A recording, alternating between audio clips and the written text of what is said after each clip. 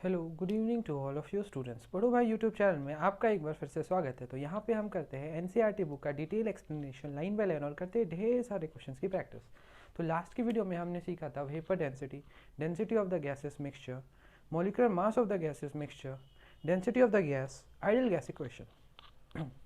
तो उन सारे टॉपिक्स को हमने लास्ट की वीडियो में डिस्कस कर लिया था। तो आज हम उन सारे टॉपिक्स के ऊपर क्वेश्चंस प्रैक्टिस करेंगे और साथ में उन सारे टॉपिक्स का जो एप्लीकेशन हमें एम्पेरिकल मॉलिक्यूलर फॉर्मूला और साथ में स्टोइचोमेट्रिक कैलकुलेशंस में जो आता है वो हम प्रैक्टिस करेंगे। तो सबसे पहले हम शुरू करते हैं अपने एनसीईआरटी बुक से, उसके बाद फिर हम आगे बढ़ेंगे स्कूल लेवल के ऊपर और अच्छे क्वेश्चंस। तो चलिए पहले हम एनसीईआरटी बुक से स्टार्ट करते हैं। चलिए शुरू करते हैं।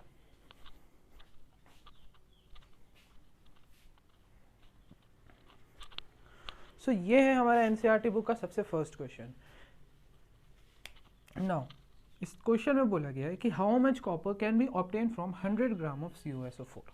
ठीक है, तो यहाँ पे हमें CuSO4 लेना है। इसने बोला कि इससे हम कितना कॉपर ऑब्टेन कर सकते हैं। ठीक है, तो CuSO4 से हम कितना कॉपर ऑब्टेन कर सकते हैं। क्वेश्चन में बोला है कि अगर हमने यहाँ पे 100 ग्राम CuSO4 लिया है तो इस 100 ग्राम ऑफ CuSO4 से हमें कितना कॉपर मिलेगा, राइट। तो अब हम क्या करेंगे, पहले ये दोनों को स्टोइचोमेट्रिक के कोफिशिएंट से इक्वेट करेंगे। ठीक है, तो ये बन जाएगा Cu2+ और SO4 पे 2-। ठीक है, नाउ अब हम बोल सकते हैं क्या कि 1 मोल CuSO4 1 मोल कॉपर दे रहा है। ठीक है, तो हम बोलेंगे 1 मोल CuSO4 से हमें 1 मोल कॉपर मिल रहा है। ठीक है, तो 1 मोल CuSO4 का क्या मास रहेगा, Cu का होता है 63, SO4 का होता है 96, तो 159 हो गया। सो 159 ग्राम ऑफ CuSO4 से हमें मिल रहा है 63 ग्राम ऑफ कॉपर। ठीक है, सो 1 ग्राम ऑफ CuSO4 से हमें कितना ग्राम कॉपर मिलेगा, तो 63/159 ग्राम मिलेगा। इतना ग्राम ऑफ कॉपर मिलेगा। ओके, बहुत बढ़िया। सो 1 ग्राम से इतना कॉपर मिलेगा, तो 100 ग्राम से कितना कॉपर मिलेगा। सो 100 ग्राम ऑफ CuSO4 से हमें मिलेगा 63/159 इंटू 100, इतना ग्राम ऑफ कॉपर मिलेगा। ओके, सो इसको हम कैलकुलेट करते हैं तो हमारे पास वैल्यू आती है 63 इंटू 100 डिवाइडेड बाई 159। ये वैल्यू आती है 39.6 ग्राम ऑफ Cu2+। मतलब कि अगर हम 100 ग्राम CuSO4 लेते हैं तो वहाँ से हमको 39.6 ग्राम Cu2+ मिलता है। क्या आप लोग का भी इतना ही आया था? बहुत बढ़िया। चलिए नोट कर लीजिए, जिनका नहीं आया वो एक बार और समझ लीजिए।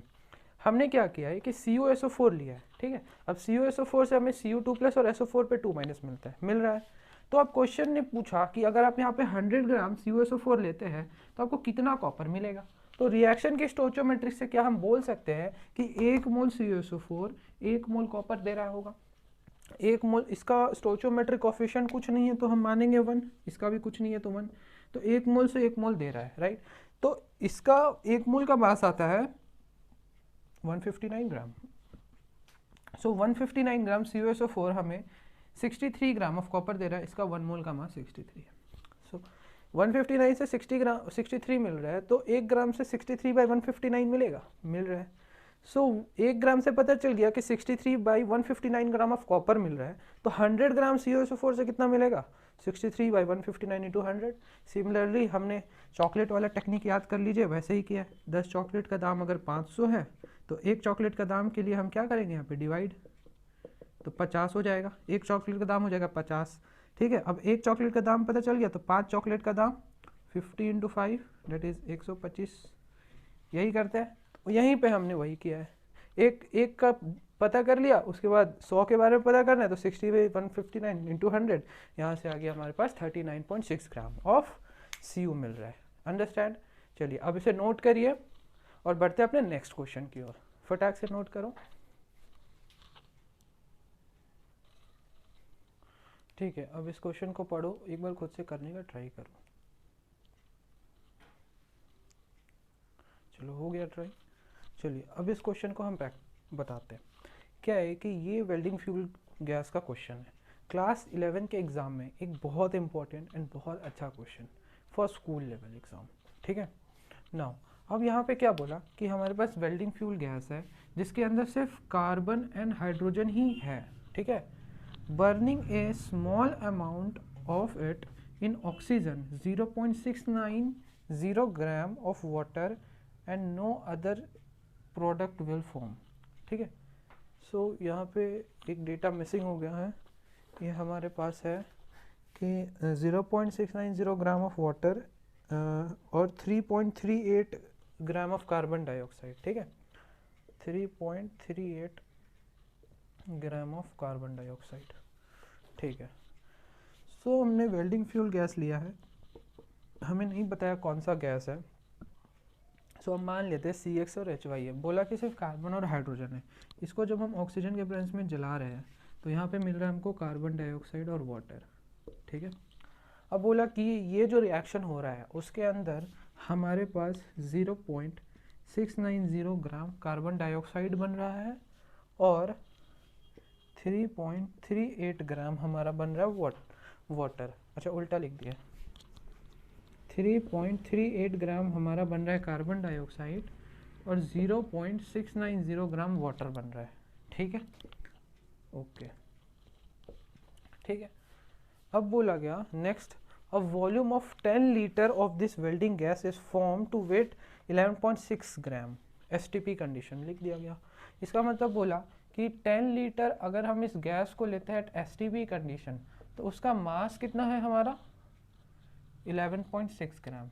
अब हम जानते हैं कि STP कंडीशन में कोई भी गैस है ना, STP कंडीशन में कोई भी गैस अगर हम उसका 1 मोल लेते हैं तो उसका वॉल्यूम कितना होता है 22.4 लीटर। ये हमने कल की वीडियो में जाना था, ठीक है।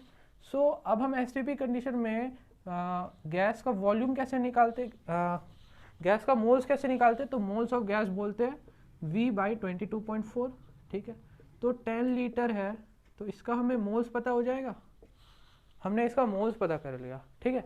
अब मोल्स क्या होता है, मोल होता है गिवन वेट बाय मोलर मास, ठीक है। तो बोला कि 10 litre of this gas at STP उसका मास है 11.6 ग्राम, इसका मतलब ये हो गया 11.6 ग्राम, ठीक है। तो यहाँ से हमको पता चल जाएगा मोलर मास कितना हो जाएगा 11.6 इंटू 22.4 डिवाइडेड बाई 10, इसको करोगे तो आएगा अप्रोक्सीमेटली 26। यहाँ से क्या समझ में आया कि इसका मोलर मास है हमारा 26 ग्राम, ठीक है। तो हमें इसका molar mass of the gas पता चल गया 26 ग्राम्स, ठीक है। यहाँ से पता चल गया मोलर मास, ठीक है। तो पहले इसे नोट कर लो, फिर धीरे धीरे हम आगे बढ़ते हैं। हो गया नोट, ठीक है। अब हम इसे मिटा रहे हैं।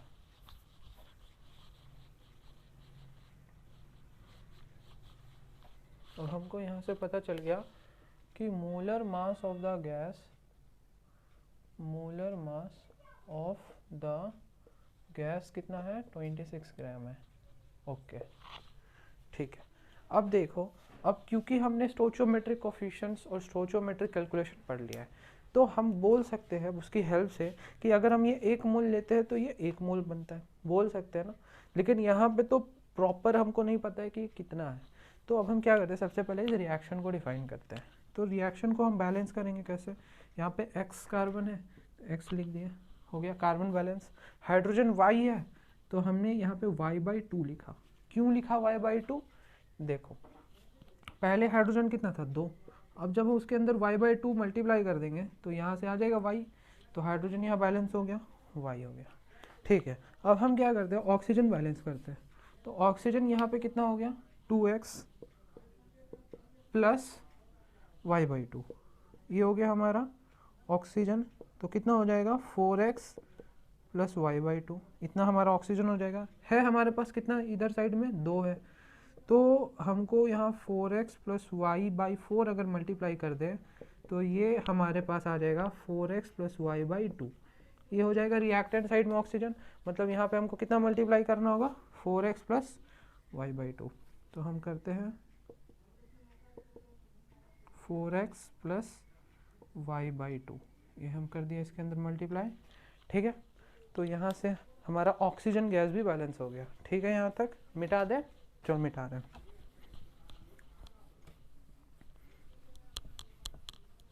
ओके, यहाँ तक हम समझ गए, हमने रिएक्शन को बैलेंस कर लिया, हमने इसका मोलर मास भी निकाल लिया। यहाँ तक सब कोई क्लियर हो गया? ठीक है, अब हम आगे बढ़ते हैं। अब हम स्टोइचियोमेट्री का यूज़ करके क्या कह सकते हैं कि इसका मोल, 1 मोल हाइड्रोकार्बन ये x mole carbon dioxide produce कर रहा होगा। ठीक है, या फिर हम बोल सकते हैं x मोल कार्बन डाइऑक्साइड हमारा 1 मोल हाइड्रोकार्बन से प्रोड्यूस हो रहा है। तो हम यहाँ लिख सकते हैं कि x mole of CO2 produces from 1 mole of CxHy। बोल सकते हैं x मोल का क्या मास होगा, तो x मोल का मास हो जाएगा x × 44। कैसे? जब 1 मोल हम CO2 लेते हैं तो उसका मास कितना होता है 44 ग्राम होता है। गिवन वेट अगर 44 हुआ तो मोलर मास 44 है, तो ये 1 निकलता है, 1 मोल का मास हो गया 44 ग्राम। तो यहाँ पे जब हम x ले लेंगे, ठीक है, और हमको निकालना होगा गिवन वेट, तो उसका मास कितना हो जाएगा x × 44। x × 44 gram of CO2 हमारा प्रोड्यूस कर रहा है 1 × 26 ग्राम ऑफ CxHy। ठीक है, 26 ग्राम अभी निकाले इसका मोलर मास। ठीक, x मोल का मास हो गया x × 44 ग्राम, मतलब x × 44 ग्राम से हमारे पास 26 ग्राम, x × 44 ग्राम CO2 प्रोड्यूस हो रहा है 26 ग्राम ऑफ हाइड्रोकार्बन से। तो यहाँ से 1 ग्राम CO2 हमारा कितना ग्राम हाइड्रोकार्बन से प्रोड्यूस हो रहा होगा, तो 26 डिवाइडेड बाई x × 44।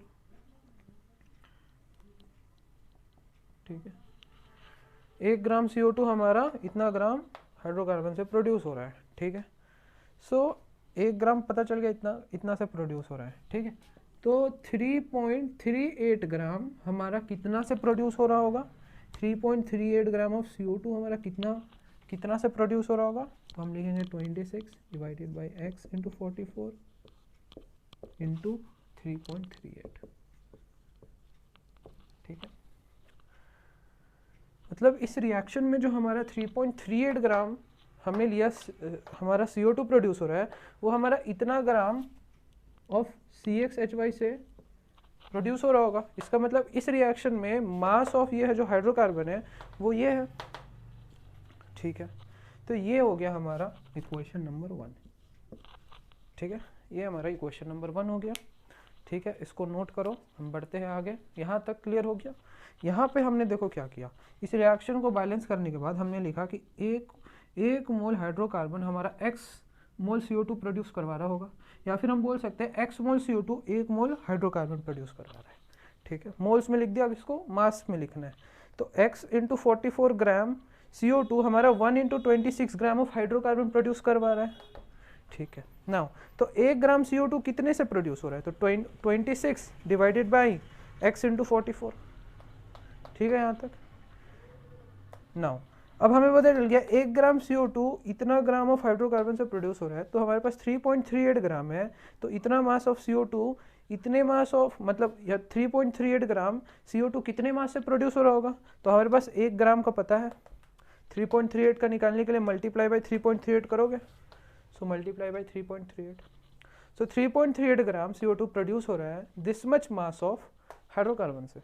ओके, सो हमें पता चल गया इस रिएक्शन के लिए अगर यहाँ पे 3.38 ग्राम CO2 प्रोड्यूस हो रहा है, तो उसमें यहाँ पे जो हमने हाइड्रोकार्बन लिया है वो कितना मास लिया है, 26 डिवाइड बाई x × 44 × 3.38 ग्राम। ठीक है, समझ गए यहाँ तक? अब हम मिटा रहे हैं।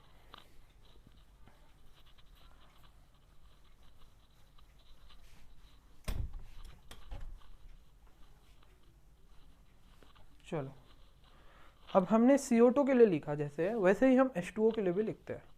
क्या हम लिख सकते हैं H2O के लिए y/2 mole of H2O, y/2 mole of H2O हमारा प्रोड्यूस हो रहा है हमारा 1 मोल CxHy से, बोल सकते हैं y/2 mole of H2O produce हो रहा है 1 मोल CHHy से। ठीक है, ओके, इसका कितना मास हो जाएगा 18 ग्राम।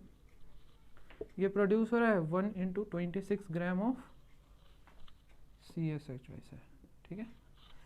1 मोल का मास है हमारा वाटर का 18, तो Y/2 मोल का कितना मास हो जाएगा, Y/2 इंटू 18 ग्राम, ठीक है। तो अब 1 ग्राम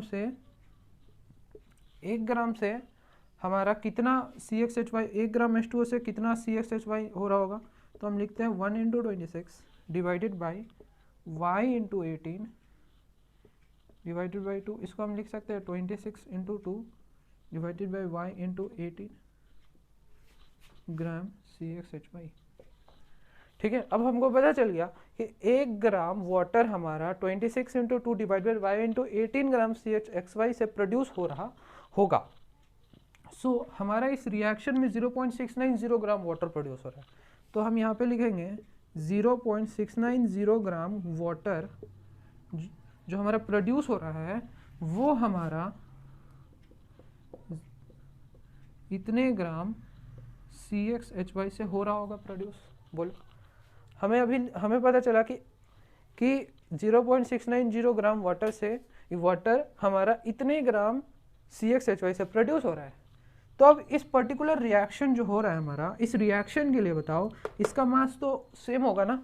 अगर यहाँ पे इसका हमने A मास ले रखा है तो इस A मास से ये हमारा 3.38 प्रोड्यूस हो रहा होगा, इस A मास से ये हमारा 0.690 प्रोड्यूस हो रहा होगा।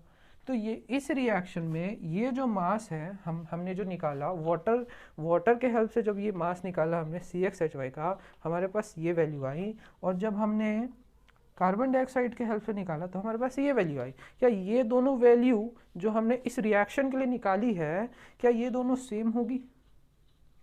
क्या ये दोनों सेम होगी? बोलो, होगी सेम, तो हम जल्दी से इसे इक्वेट कर देते। इसे नोट कर लो फटाक से,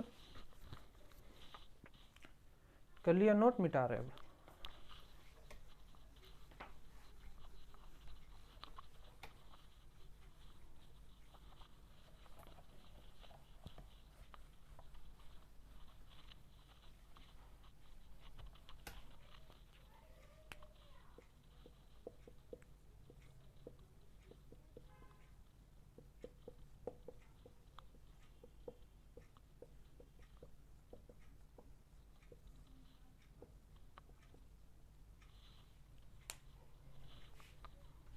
ठीक है, 26 into x divided by 44 into 3.38, 26 into 2 Y into 18 0.690, ठीक है। अब देखो, अब दोनों इक्वेशन को इक्वेट कर लिए हम। अब क्या हम x और y का रेशियो निकाल सकते हैं? ठीक है, तो इसको यहाँ से काट दिया 9 टाइम्स में, 26 से 26 एक कट गया, ठीक है। अब यहाँ से क्या मिला, 0.690 divided by y into 9 is equals to 3.38 x into 44। अब देखो 0.690 को क्या हम अप्रॉक्सीमेटली 0.7 लिख सकते हैं, y into 9 is equals to, इसको हम अप्रॉक्सीमेटली 3.3 है तो 3.4 लिख सकते हैं x इंटू 44, ठीक है। यहाँ से पॉइंट हटा दो, यहाँ पे आया 1/10, यहाँ से पॉइंट हटा दो, यहाँ पे आया 1/10, 7 से 34 कटा, 5 टाइम्स में अप्रॉक्सीमेटली काट देते हैं और इसको 9 टाइम्स में अप्रॉक्सीमेटली काट देते हैं। 9 से 9 कट गया, यहाँ 10 से 10 कट गया, तो क्या मिला हमको, x/y मिला हमारा 1:1। x/y हमारा निकल रहा है अप्रॉक्सीमेटली 1:1। इसका मतलब हमने जो माना था CXHY, ठीक है, इसके अंदर कार्बन और जो हाइड्रोजन का जो रेशियो हमारा निकल के आ रहा है वो सिंपलेस्ट रेशियो क्या निकल के आ रहा है, ये जो सिंपलेस्ट रेशियो निकल के आ रहा है 1:1। तो हम बोलेंगे कि इसका एम्पेरिकल फॉर्मूला क्या आया, CH(C1H1), ये निकला इसका एम्पेरिकल फॉर्मूला। समझे? यहाँ तक नोट करिए। अब हम एम्पेरिकल फॉर्मूला तक समझ गए हैं, ठीक है। नाउ अब हम क्या करेंगे,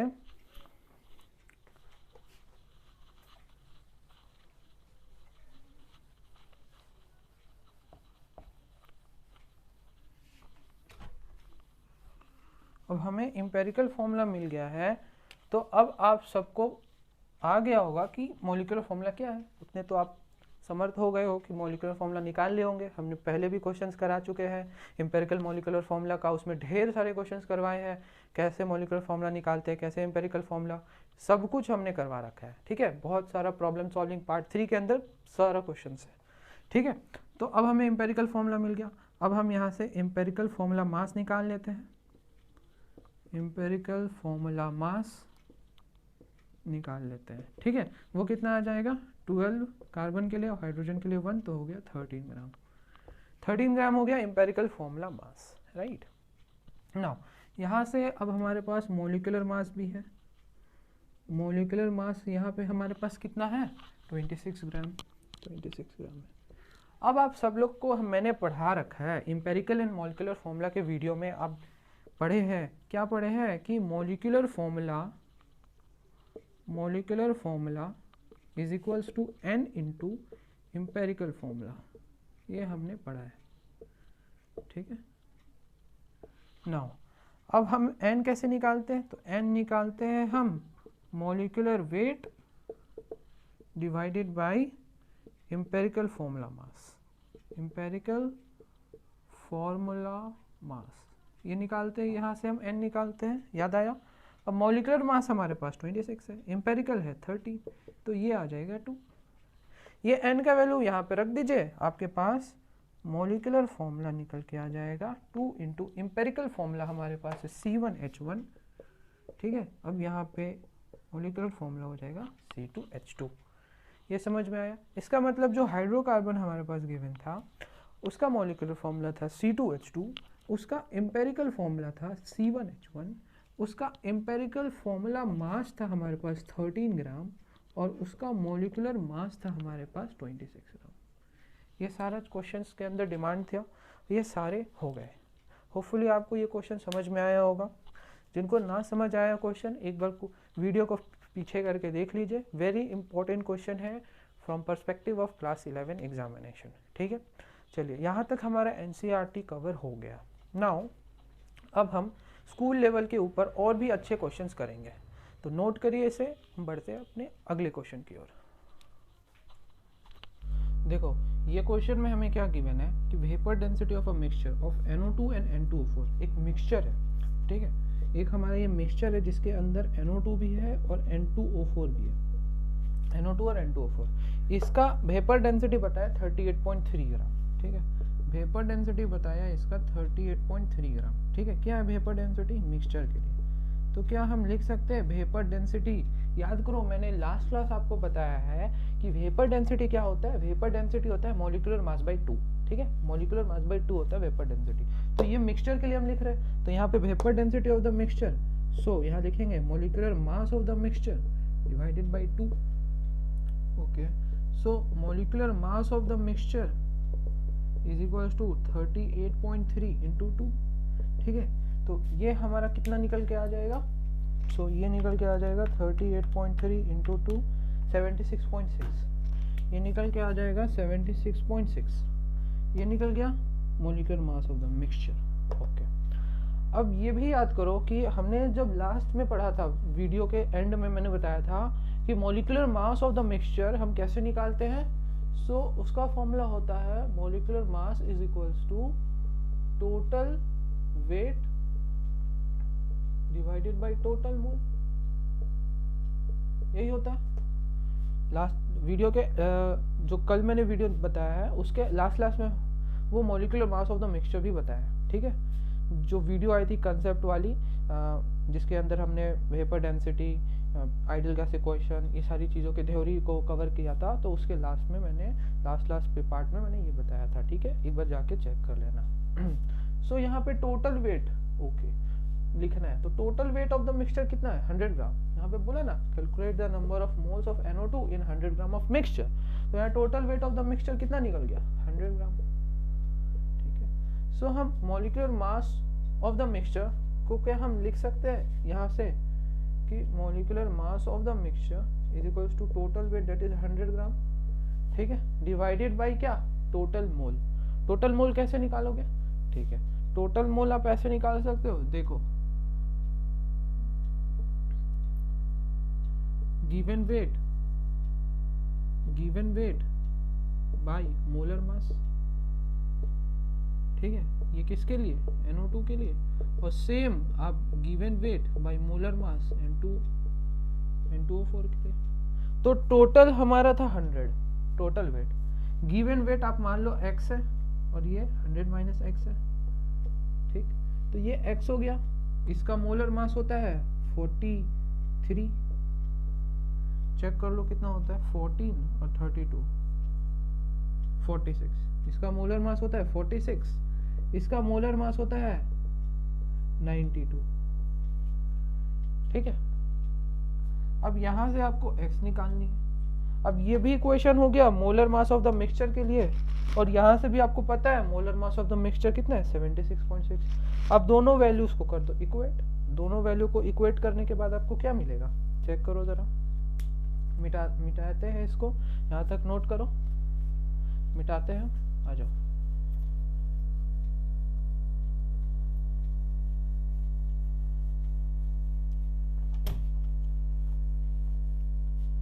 ये हेडिंग भी मिटा देते हैं। अब तो आपको पता चल गया होगा कि वीडियो किस पर्पज से बनाया जा रहा है। हमारे पास ज़्यादा स्पेस हो गया, हम ज़्यादा लिख सकते हैं, ठीक है। वीडियो अच्छा लगा हो तो सबके साथ शेयर कर देना, क्योंकि यहाँ पे जितना चीज़ें बताई जा रही है सारी चीज़ें बहुत ज़्यादा डेप्थ आपको नॉलेज दे रही है। स्कूल के सभी लेवल के क्वेश्चन बन जा रहे हैं। अगर ऐसा आपको फील होता है कि हाँ हमारा यहाँ से पढ़ना वर्दी है, तो वो ब्यूटीफुल नेचर से शेयर कर देना, वो काइंडनेस से थोड़ा शेयर कर देना, ताकि सब तक ये नॉलेज पहुंच सके। चलो कोई बात नहीं, बढ़ते हैं आगे। अब देखो ये भी मॉलिक्यूलर मास था, ये भी मॉलिक्यूलर मास था, दोनों को कर देते हैं इक्वेट। 76.6 ग्राम, यहाँ से हो गया 100 divided by x/46 plus 100 minus x divided by 92, ठीक है। 76.6 डिवाइडेड बाई 100 हो गया, यहाँ से ये आ गया 92x प्लस 46 100 माइनस x, ठीक है। यहाँ तक कुछ नहीं किया, बस इसको इधर मल्टीप्लाई, इसको इधर मल्टीप्लाई, ठीक है। यहाँ से आ गया 100 into 46 into 92 divided by 92x plus 46 100 minus x, ठीक है। यहाँ तक ठीक है। चलो इसे मिटा देना, लिख लिया हो, मिटा देता है, ठीक है। चलो हाँ,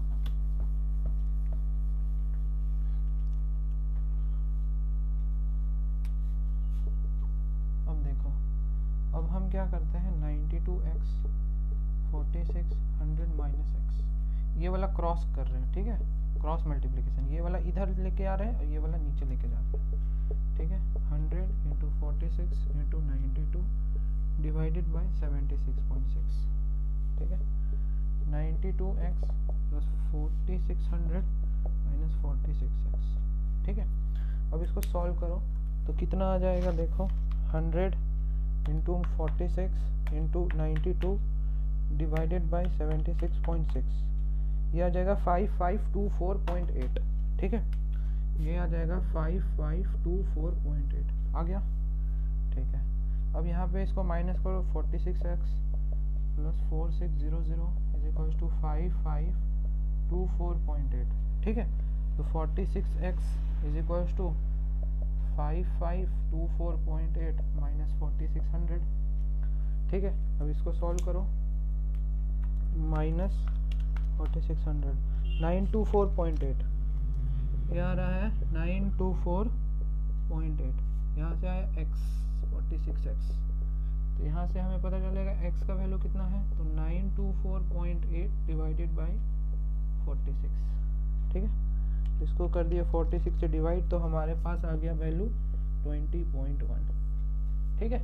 यहाँ से x का हमारा वैल्यू आ गया 20.1। इसका मतलब ये जो हमने 100 ग्राम का मिक्सचर लिया था, इसके अंदर NO2 कितना निकला, 20.1 ग्राम निकला, ठीक है। अब हम यहाँ से क्या लिख सकते हैं, for the mixture of 100 gram of NO2 and N2O4, weight of NO2 is equals to 20.1। ये हमारा वेट ऑफ NO2 है 20.1 ग्राम, ठीक है। Molar mass of NO2 is equals to 46। Therefore number of moles of NO2 is equals to 20.1 divided by 46। ये कितना हो जाएगा? 0.458। ये हमारा 0.458 निकल गया नंबर ऑफ मोल्स। देखो ये क्वेश्चन में हमें क्या क्या गिवन था, ये क्वेश्चन में हमारे पास वेपर डेंसिटी गिवन थी, ठीक है। और ये गिवन था कि ये जो मिक्सचर है हमारे पास NO2 और N2O4 का है, और पूछा गया था कि 100 ग्राम ऑफ मिक्सचर में NO2 का कितना मोल्स होगा, ठीक है। 100 ग्राम मिक्सचर में NO2 का कितना मोल्स होगा, ठीक है। सो अब हमको मोल्स ऑफ NO2 निकालना है, ये हमारा सबसे पहला प्रायोरिटी कि मोल्स ऑफ NO2 निकालना है, ठीक है। तो हम कैसे निकालेंगे? तो हमको पता होना चाहिए कि 100 ग्राम ऑफ मिक्सचर में NO2 का कितना अमाउंट है, ये पता होगा तभी तो निकालोगे ना। मोलर मास तो आपने निकाल लिया 46। अब इसके अंदर आपको NO2 का अमाउंट निकालना है। तो हमने क्या किया, सबसे पहले molecular mass of the mixture निकाला। तो ये था हमारा molecular mass of the mixture का formula, total mass by number of moles होते हैं, ठीक है। अब यहाँ से हमने molecular mass of the mixture को 76.6, यहाँ से molecular mass of the mixture निकाला 76.6 आया। कैसे? तो vapour density is equal to molecular mass by 2। तो वेपर डेंसिटी गिवन था तो मॉलिक्यूलर तो 2 into vapour density is equal to molecular mass कर दिया, तो वहाँ से मॉलिक्यूलर मास आ गया। अब ये मॉलिक्यूलर मास आया, ये भी मॉलिक्यूलर मास आया, दोनों एक ही चीज़ है तो दोनों को इक्वेट कर दिया। इक्वेट करके हम ऐसा सॉल्व किया तो हमें यहाँ से x का वैल्यू मिल गया। अब x हमारा क्या था? मास of NO2 in 100 gram of the mixture. अब हमको यही तो जानना था कि मास of NO2 in 100 gram of mixture कितना है, दैट इज 20.1 ग्राम। अब हमने लिखा wait of NO2 in 100 gram of mixture that is 20.1 gram. Molar mass हमें पता है, तो क्या हम यहाँ से नंबर ऑफ मोल्स निकाल सकते हैं? क्या ये क्वेश्चन क्लियर हुआ? चलो बढ़ते हैं अगले क्वेश्चन की ओर। चलो नेक्स्ट हमारा ये क्वेश्चन है, ठीक है। क्वेश्चन को ट्राई करो, काफी आसान क्वेश्चन है ये। तो क्वेश्चन आप लोग से बन जाना चाहिए, उम्मीद करते हैं सबसे बन गया होगा। चलो अब हम ट्राई करते हैं। देखो बोला गया कि हाइड्रोकार्बन है, उसमें 80% कार्बन है, ठीक है। कार्बन का परसेंटेज गिवन है। तो हाइड्रोकार्बन का मतलब क्या कि ऐसा मॉलिक्यूल जिसके जो किससे मिलके बना हो, hydrocarbon, it means hydrogen and carbon से मिलके बना हो, ओके। इसके मतलब ये हाइड्रोकार्बन है, उसमें CXHY है, इसके अंदर बोला 80% कार्बन है। कार्बन का अमाउंट पता चल गया, पता चल गया। The vapour density of the compound is 30। Vapour density हमको पता है, molecular mass by 2। Vapour density of the compound is 30 into 2 कर देंगे तो हमें क्या मिल जाएगा, इसका मॉलिक्यूलर मास। मॉलिक्यूलर मास मिल जाएगा तो हम कर देंगे मल्टीप्लाई बाय 2 से, वेपर डेंसिटी इंटू 2 कर देंगे, हमें आ जाएगा इसका मॉलिक्यूलर मास 60 ग्राम मिल गया, 60 ग्राम। अब मॉलिक्यूलर मास हमको पता चल गया 60 ग्राम है। अब इसके अंदर हमें पता है कि 80% कार्बन है, तो हम लिख सकते हैं क्या, 20% हाइड्रोजन होगा, 20% हाइड्रोजन होगा, ठीक। अब याद करो स्टोइचियोमेट्रिक के अंदर, ठीक है, हमें परसेंटेज पता है 80 एंड 20, ठीक है। अब इसको हम वेट के अंदर बता सकते हैं 80 ग्राम 20 ग्राम। अब तो कर लोगे क्वेश्चन, चलो करो क्वेश्चन। अब इसको मोल्स में कन्वर्ट कर दो, 80/12 20/1, ठीक है। ये कितना हो जाएगा 80/12, चलो करो 80/12, ये हो जाएगा 6.66, ये हो जाएगा 20 के बराबर। अब मोल रेशियो निकालना है, सिंपल मोल रेशियो, छोटी वैल्यू से सबको डिवाइड, तो ये हो जाएगा 1, 20 डिवाइडेड बाय 6.66, ये आ जाएगा 3, अप्रॉक्सीमेटली 3। तो यहाँ से इसका एम्पेरिकल फॉर्मूला क्या बना, CH3। एम्पेरिकल फॉर्मूला आया CH3, ठीक है। एम्पेरिकल फॉर्मूला मास कितना आ जाएगा, 12 + 3 × 1, that is 12 + 3 15 gram. Molecular mass आया 60, तो मॉलिक्यूलर फॉर्मूला बताना है। तो अब हमको पता है कि molecular mass divided by empirical formula mass is equals to n, ठीक है। और यहाँ से molecular formula is equals to n into empirical formula, ये भी पता है। तो यही n का वैल्यू हम यहाँ से निकालेंगे, तो मॉलिक्यूलर मास है हमारा 60, एम्पिरिकल फॉर्मूला मास है 15, n लिख दीजिए, n का वैल्यू कितना आया 4, ठीक है। तो molecular formula is equals to 4 तो एम्पिरिकल फॉर्मूला CH3, तो ये कितना निकल गया C4H12। बोलो क्या ये क्वेश्चन आसान था? आप भी कर सकते थे, C4H12 आ गया, ठीक है। अब बढ़ते हैं आगे नेक्स्ट क्वेश्चन की ओर। क्या है क्वेश्चन को फिर से एक्सप्लेन करने की ज़रूरत है? चलो जो व्यूअर्स नए आए हैं उनके लिए एक्सप्लेन कर देते हैं, ठीक है। तो ये क्वेश्चन में हमारे पास क्या गिवन था, 80% कार्बन गिवन है, ठीक है। अब हम एम्पिरिकल मॉलिक्यूलर फॉर्मूला अगर आप पढ़ के आए होगे, ठीक है, ना भी पढ़े हो तो आप हमारा प्लेलिस्ट चेक करके वहाँ पे जाके देख लेना। एम्पिरिकल मॉलिक्यूलर फॉर्मूला काफ़ी अच्छे से समझा रखा है, काफ़ी क्वेश्चंस भी करा रखे हैं, प्रैक्टिस भी हो जाएगा, तब ये क्वेश्चन आ जाना। और ये क्वेश्चन करने के बाद लगा कि ये तो बहुत सिंपल क्वेश्चन था, ये तो कर सकते थे। चलो अब यहाँ पे हाइड्रोकार्बन कंटेन 80% कार्बन, इसके अंदर 80% कार्बन है। तो हाइड्रोकार्बन का मतलब क्या? Compound made up of hydrogen and carbon. हाँ, तो 80% कार्बन है, 20% हाइड्रोजन है। तो परसेंटेज वेट हमको पता है 80 या 20, इसको मास में कन्वर्ट कर लो, 80 और 20 हो जाएगा। मास में कन्वर्ट करने के बाद सेकेंड स्टेप हम मोल्स में कन्वर्ट, थर्ड स्टेप में मोल्स में कन्वर्ट करते थे, 12 से डिवाइड कर दिया, मोलर मास, यहाँ मोलर मास से डिवाइड, 6.66 आया, 20 आया। इसके बाद सिंपल मोलर रेशियो में कैसे करते थे, छोटी वैल्यू से हर जगह डिवाइड, छोटी वैल्यू 6.66, इससे किया 1, इससे किया 3 अप्रोक्सीमेटली। पेरिकल फॉर्मूला क्या निकल के आया, CH3। अब ये जो 1 है ना, ये इस कार्बन के लिए है 1, ये जो 3 है ना, ये इस हाइड्रोजन के लिए 3 है। तो C के लिए 1, हाइड्रोजन H के लिए 3, CH3 आ गया हमारा एम्पिरिकल फॉर्मूला। अब एम्पिरिकल फॉर्मूला पता चल गया, तो मॉलिक्यूलर फॉर्मूला में जाने के लिए हमको पता है molecular formula is equals to n into empirical formula, ठीक। तो n का वैल्यू कैसे निकालेंगे? तो n का वैल्यू निकालेंगे molecular mass bye empirical formula मास से। तो यहाँ से हमने एम्पिरिकल फॉर्मूला निकाला है, तो एम्पिरिकल फॉर्मूला मास भी निकाल लेते हैं, तो जो कि आता है 15 ग्राम। मॉलिक्यूलर मास हमें गिवन है 60, तो अब 60 मॉलिक्यूलर मास एम्पिरिकल फॉर्मूला मास कर देंगे, n आ जाएगा, n आया 4।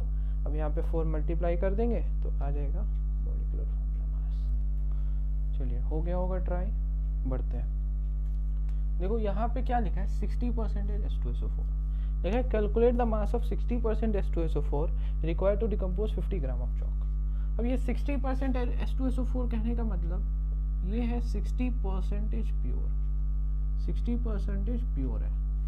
इसका मतलब ये जो आपने सॉल्यूशन ले रखा है ना H2SO4 का, अगर सपोज करो ये 100 ग्राम है आपने ले रखा है H2SO4 का सॉल्यूशन, तो इसके अंदर ओरिजिनली कितना ग्राम H2SO4 होगा, 60 ग्राम होगा।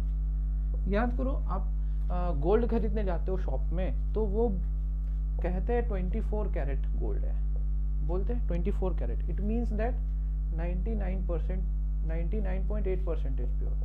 उसके बाद होता है एक 22 कैरेट गोल्ड, इट मीन्स क्या, 22 carat gold, it means that 92% pure है वहाँ पे, ठीक है। तो उसी तरीका से यहाँ पे 92% प्योर का मतलब क्या होता है कि 100 ग्राम के अंदर 92 ग्राम आपको गोल्ड देगा प्योर, और 8 ग्राम उसके अंदर इम्प्योरिटी होगी। सिमिलर वे में अगर यहाँ पे आप 100 ग्राम मिक्सचर लेते हो, तो वहाँ पर 60 ग्राम आपको H2SO4 मिलेगा, और 40% आपको कुछ इम्प्योरिटी रहेगी, ठीक है। अब समझ में आप परसेंटेज प्योरिटी ना। अब यहाँ पे हमारा ये रिएक्शन हो रहा है, ठीक है। अब यहाँ रिएक्शन हो रहा है, क्या रिएक्शन हो रहा है, हमारे पास चॉक है, उसको रिएक्ट कर रहा है, ठीक है, H2SO4, और उसको डिकम्पोज कर दिया। नहीं समझ में आया, देखो रिएक्शन, अब ये रिएक्शन है, अब इस रिएक्शन को कैसे करेंगे, तो डबल डिस्प्लेसमेंट रिएक्शन पढ़ा था ना, CaSO4 H2CO3, हो गया रिएक्शन, CaSO4 H2CO3 हो गया। बैलेंस्ड है रिएक्शन, देखो CaSO4 H2 और CO3 रिएक्शन बैलेंस्ड है, ठीक है। तो बोला कि calculate the mass of 60% H2SO4। अब ये 60% ये प्योर है, ठीक है। Required to decompose 50 gram of chalk. अब हमको H2SO4 का कितना मास चाहिए जो कि इसके 50 ग्राम के साथ कंप्लीट रिएक्ट कर जाए, ये है क्वेश्चन। समझ में आया? अब देखो सॉल्यूशन। अब यहाँ से रिएक्शन की स्टोइचियोमेट्री से बोल सकते हैं क्या 1 mole calcium carbonate reacts with 1 mole of H2SO4, बोल सकते हैं, ठीक है। 1 मोल का मतलब होता है 100 ग्राम। 100 gram of calcium carbonate react with 98 gram of H2SO4, ठीक है। तो 100 ग्राम इसका 98 ग्राम के साथ रिएक्ट करेगा तो 1 ग्राम कैल्शियम कार्बोनेट H2SO4 का 98/100 ग्राम के साथ रिएक्ट करेगा। तो उसी तरह 50 ग्राम ऑफ कैल्शियम कार्बोनेट हमारा 98/100 इंटू 50 ग्राम के साथ रिएक्ट करेगा। 50 ग्राम ऑफ H2SO4 के साथ यहाँ रिएक्ट करेगा, बोलो। तो ये हो गया 2, यहाँ से कट गया, आ गया 49 ग्राम ऑफ H2SO4। तो इसका मतलब क्या? इसका मतलब ये कि अगर आप 50 ग्राम लेते हो कैल्शियम कार्बोनेट तो वहाँ पे आपको 49 ग्राम H2SO4 लेना होगा, तब जाकर के यहाँ कंप्लीट रिएक्शन होगी। लेकिन ये जो H2SO4 आप ले रहे हो वो 60% प्योर है।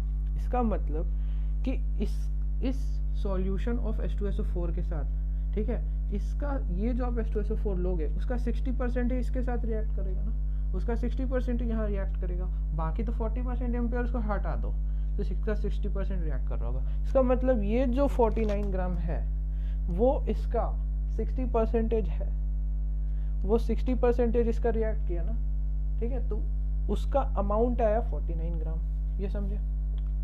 तो हम लिख सकते हैं 60% ऑफ H2SO4 इसका आया 49 ग्राम, ठीक है। तो अब 1% ऑफ H2SO4 उसका कितना आ जाएगा? कुछ नहीं, 49/60।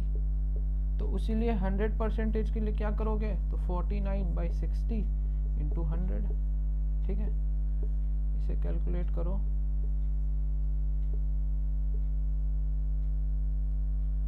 कितना आ जाएगा देखो कैलकुलेट करके। 49 इंटू 5 डिवाइडेड बाई 3, ये आ जाएगा 81.6।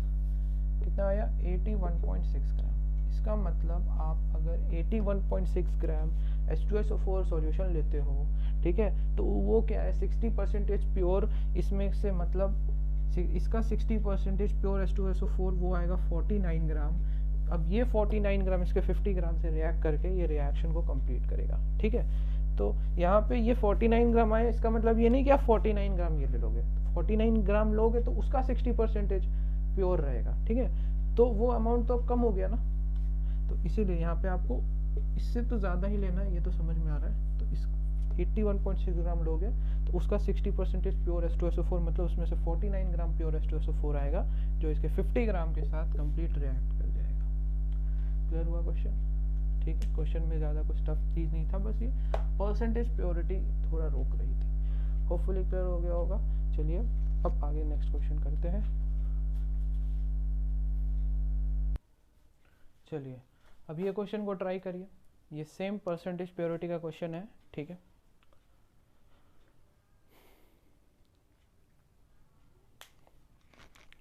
उम्मीद करते हैं क्वेश्चन हो गया होगा आपसे, इनसे नहीं हुआ अब बोर्ड पे ध्यान दीजिए, ठीक है।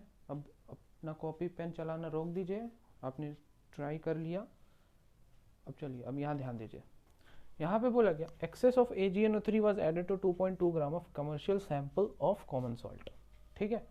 तो यहाँ पे AgNO3 ये हमने एक्सेस में ले लिया, लार्ज अमाउंट में, इसको NaCl के साथ डालेंगे तो क्या होगा? अगेन बताओ कौन सा reaction? Double displacement NaNO3 AgCl, ठीक है।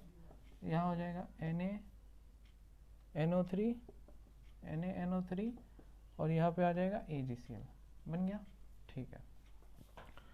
सो अब बोला कि डिजोल्व इन वाटर, ठीक, commercial sample of common salt dissolve in water, ठीक है। The mass of dried precipitate of silver chloride was 2.11 gram.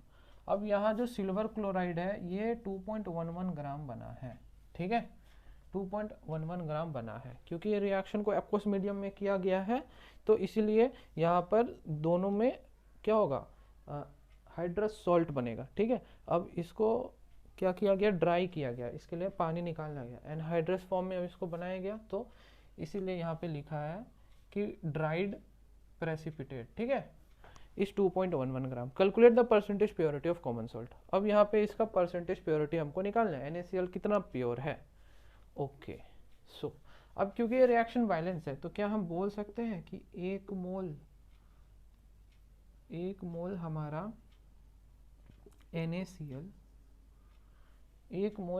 NaCl, ठीक है, वो रिएक्ट करके बनाएगा 1 मोल AgCl, बोलो, ठीक है।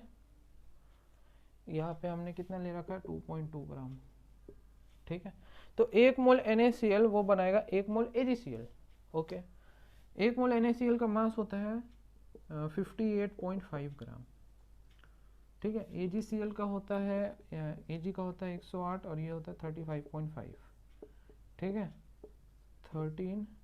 143.5, ये हो गया 143.5 ग्राम AgCl हो गया।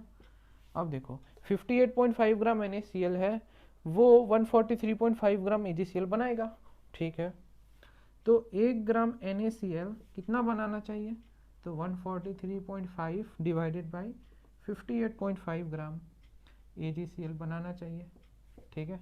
तो यहाँ पे हमने 2.2 ग्राम ले रखा है NaCl, 2.2 ग्राम NaCl ले रखा है, तो 143.5 डिवाइडेड बाई 58.5 इंटू 2.2, तो 2.2 ग्राम से हमारा AgCl कितना बनना चाहिए, 2.2 ग्राम से हमारा AgCl कितना बनना चाहिए, ये कैलकुलेट करो। तो 143.5 इंटू 2.2 डिवाइडेड बाई 58.5, ये बन रहा है 5.39 ग्राम, 5.39 ग्राम ऑफ AgCl बनना चाहिए, बोलो, ठीक है। क्या देख रहे हो यहाँ इस सॉल्यूशन में कि आपने NaCl ले रखा है 2.2 ग्राम, ठीक, इसको रिएक्ट करवाया AgNO3 के साथ, तो यहाँ AgCl बन रहा है 2.11 ग्राम, ठीक है। और क्वेश्चन में बोला कि बताओ percentage purity of common salt, ये कितना परसेंटेज प्योर है, ठीक है। तो अगर ये 100% प्योर होता तो इसमें अंदर हम देख रहे होते 5.39 ग्राम AgCl बन रहा है, लेकिन क्या ये 5.39 ग्राम AgCl बना रहा है, नहीं, ये तो 2.11 ग्राम AgCl बना रहा है, ठीक है। इसका मतलब इसके अंदर इम्प्योरिटी है, और वो हम परसेंटेज प्योरिटी कैसे निकालेंगे, तो परसेंटेज प्योरिटी हम निकालेंगे कि हमारा कितना मास बनना चाहिए था, 5.39, इतना मार्क्स हमको आना चाहिए था स्कूल में, लेकिन आया कितना, 2.11 ग्राम, इतना मार्क्स आया इंटू 100, तो इसने कितना परसेंटेज मार्क्स स्कोर किया, 2.11 डिवाइडेड बाई 5.39 इंटू में 100, ये आया 39.1 परसेंटेज। तो यहाँ पे इसका परसेंटेज प्योरिटी हुआ 39.1 परसेंटेज। समझ में आया बात कैसे हुआ? अगर ये 100% प्योर होता तो 5.39 ग्राम AgCl निकलता, लेकिन निकल कितना रहा है 2.11। इसका मतलब क्या, ये इम्प्योर है, इसके अंदर जरूर कुछ इम्प्योरिटी है, ठीक है। अगर ये प्योर होता तो इतना निकलता, लेकिन प्योर नहीं है इसीलिए कम आ रहा है इसके अंदर, ठीक है। सो अब यहाँ से हमको पता चला कि अगर ये प्योर होता, ये जो हमने निकाला ये थ्योरेटिकल है, ठीक है। ये मान करके हमने निकाला है कि अगर ये 100% प्योर होता तो 2.2 ग्राम से हमारा 5.39 ग्राम AgCl बन रहा होता, लेकिन हमें क्या देखने को मिला, इम्प्योर सैंपल है इसलिए कम आ रहा है इसका यील्ड, तो इसके लिए परसेंटेज प्योरिटी कितना इसने यील्ड किया और कितना आना चाहिए था इंटू में 100, दैट इज 39.11। ये वाला चीज़ तो आपने पढ़ रखी थी, ठीक है। ये सारा चीज़ें तो पहले से क्लियर थी, अब जानना था उसका थोड़ा सा और ऊपर करके क्या उसका एप्लीकेशन है। समझ में आ रहा है? चलो इसे नोट करो और अपने नेक्स्ट क्वेश्चन की तरफ बढ़ो। चलो बढ़ते हैं अपने नेक्स्ट क्वेश्चन की ओर। तो फटाफट ट्राई करें सभी, वीडियो पॉज करके। जो हो गया सबका, चलो अब पेन पेपर रोको, अब बोर्ड पे ध्यान दो। जो जो नहीं समझे अब यहाँ से समझेंगे। तो बोला कि sample of dolomite contain, dolomite होता होगा कुछ, इससे अपने को कोई लेना देना नहीं है। डोलोमाइट कंटेन 45% CuSO3, ठीक है। तो अब इसके सामने हमको पता चल गया कि डोलोमाइट के अंदर कैल्शियम कार्बोनेट है, ठीक है। एंड 40% MgCO3, MgCO3 भी है, ओके। एंड 15% क्ले, क्ले का मतलब मिट्टी। Calculate the mass of sulphuric acid of 30% strength require to react completely with 10 gram of sample, ठीक है। अच्छा, तो यहाँ पे बोला कि डोलोमाइट हमने लिया है, उसके अंदर 45% कैल्शियम कार्बोनेट है, 40% मैग्नीशियम कार्बोनेट है, 50% क्ले, उससे तो कोई मतलब नहीं है। तो हम क्या करते हैं, डोलोमाइट का 10 ग्राम लेते हैं, ठीक है। अब इस 10 ग्राम के सैंपल में बताओ, हम H2SO4 डाल रहे हैं, तो हम कितना अमाउंट ऑफ H2SO4 डालेंगे। लेकिन ये जो हम H2SO4 डाल रहे हैं वो भी 30% ही ताकतवर है, उसका प्योरिटी भी 30% ही है। तो हम H2SO4 का सॉल्यूशन कितना डालेंगे कि कंप्लीटली रिएक्ट कर जाए। थोड़ा सा सोचने लायक क्वेश्चन है, ठीक है। बस करोगे तो दिमाग एकदम खुल जाएगा। क्वेश्चन मैंने समझा दिया है, एक बार खुद से ट्राई करो, लास्ट बार, लास्ट मौका, ठीक है। बढ़ते अब आगे। गुड, जिसका इसका हो गया बहुत अच्छी बात है, जिसका इसका नहीं हुआ कोई बात नहीं, यहाँ से हम सीखेंगे नई चीज़ें, नहीं आ रही है तो सीखते रहे, ठीक है। नेक्स्ट टाइम से आएगा ऐसा क्वेश्चन तो खुद से करेंगे। 10 ग्राम है हमारे पास सैंपल का डोलोमाइट का, ठीक। अब इसमें से अब इतना तो पता चल गया कि H2SO4 रिएक्ट किसके साथ करेगा, calcium carbonate and magnesium carbonate. तो लिख दो ना रिएक्शन, क्यों इतना घबरा रहे हो। CaSO4 प्लस H2CO3, यहाँ पे क्या होगा, यहाँ पे भी वही होगा, MgSO4 प्लस H2CO3। बोलो ये ठीक है रिएक्शन, रिएक्शन में गड़बड़ नहीं होना चाहिए, ठीक है। अब यहाँ पे हमारे पास बोला 10 ग्राम सैंपल ले रखा है आपने, ठीक है। अब बोला कि डोलोमाइट क्या है, उसके अंदर 45% कैल्शियम कार्बोनेट है। तो अगर 10 ग्राम सैंपल ले रखा है तो इसके अंदर कैल्शियम कार्बोनेट निकालोगे तो क्या करोगे, 45% उसका कैल्शियम कार्बोनेट आएगा। मतलब कैल्शियम कार्बोनेट कितना है 10 ग्राम के अंदर, 4.5 ग्राम कैल्शियम कार्बोनेट है। उसी तरह मैग्नीशियम कार्बोनेट कितना है, तो मैग्नीशियम कार्बोनेट बोला 40%, मतलब मैग्नीशियम कार्बोनेट कितना है, 4 ग्राम मैग्नीशियम कार्बोनेट है। तो ये है 4.5 ग्राम और ये है 4 ग्राम, ठीक है। तो इससे पहले का जो क्वेश्चन था उसके अंदर हमारे पास क्या हो रहा था, एक रिएक्शन हो रही थी, उसके अंदर बताना था कि इसका कितना अमाउंट लेंगे तो कंप्लीट रिएक्ट करेगा। अब सिमिलरली हम दो क्वेश्चन को चला रहे हैं साइड बाय साइड, अब हमको बताना है कि इसका कितना अमाउंट लेंगे तो कंप्लीट रिएक्ट कर जाएगा। समझ में आ रहा है। तो ये काम करो, जैसे पिछला क्वेश्चन किया था वैसे ही करना है। एक को पहले सॉल्व करो, उसके अंदर निकालो H2SO4 कितना, दूसरे को सॉल्व करो, उसके अंदर निकालो H2SO4 कितना, दोनों को ऐड कर दो, फिर पता चल जाएगा कि हाँ इतना अमाउंट लेना है, दैट्स इट। समझे। देखो कैसे करते हैं, ठीक है। तो अब हम रिएक्शन की स्टोइचियोमेट्रिक देख करके बोल सकते हैं कि 1 मोल कैल्शियम कार्बोनेट ये रिएक्ट कर रहा है हमारा 1 मोल H2SO4 के साथ, ठीक है। यहाँ तक 1 मोल कैल्शियम कार्बोनेट का मतलब 100 ग्राम, 100 ग्राम ऑफ कैल्शियम कार्बोनेट वो रिएक्ट करेगा 98 ग्राम ऑफ H2SO4 के साथ, ओके गुड। सो 1 ग्राम कैल्शियम कार्बोनेट हमारा 98/100 ग्राम H2SO4 के साथ रिएक्ट कर रहा होगा, ओके।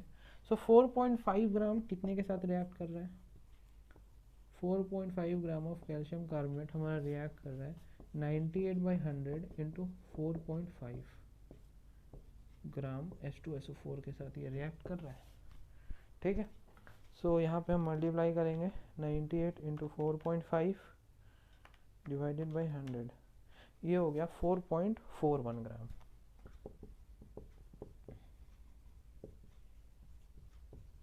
ठीक है, 98 into 4.5 divided by 100, 4.41 gram H2SO4 के साथ ये रिएक्ट कर रहा होगा।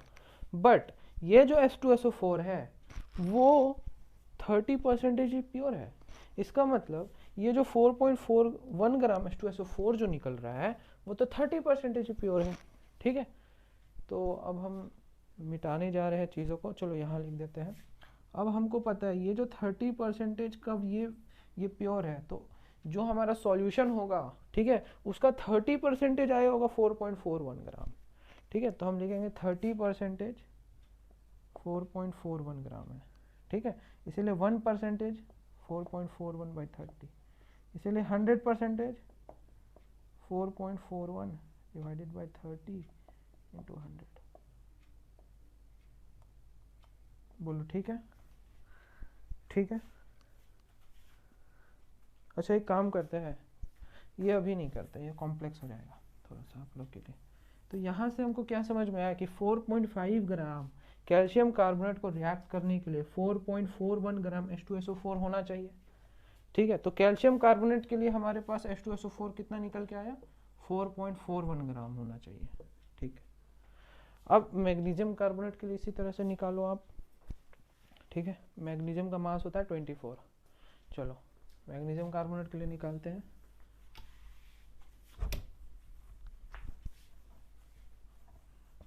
चलिए, अब रिएक्शन बैलेंस है ये भी, तो हम लिखेंगे 1 मोल मैग्नीशियम कार्बोनेट ये रिएक्ट कर रहा है और किसके साथ, 1 मोल H2SO4 के साथ। ठीक है, तो यहाँ पे मैग्नीशियम का वेट हो गया 24, कार्बन का वेट हो गया 12 और ऑक्सीजन का 48, 84। तो हम बोलेंगे 1 मोल मतलब 84 ग्राम ऑफ मैग्नीशियम कार्बोनेट ये रिएक्ट कर रहा है 98 ग्राम H2SO4 के साथ। सो 84 gram of magnesium carbonate react कर रहा है 98 ग्राम H2SO4 के साथ।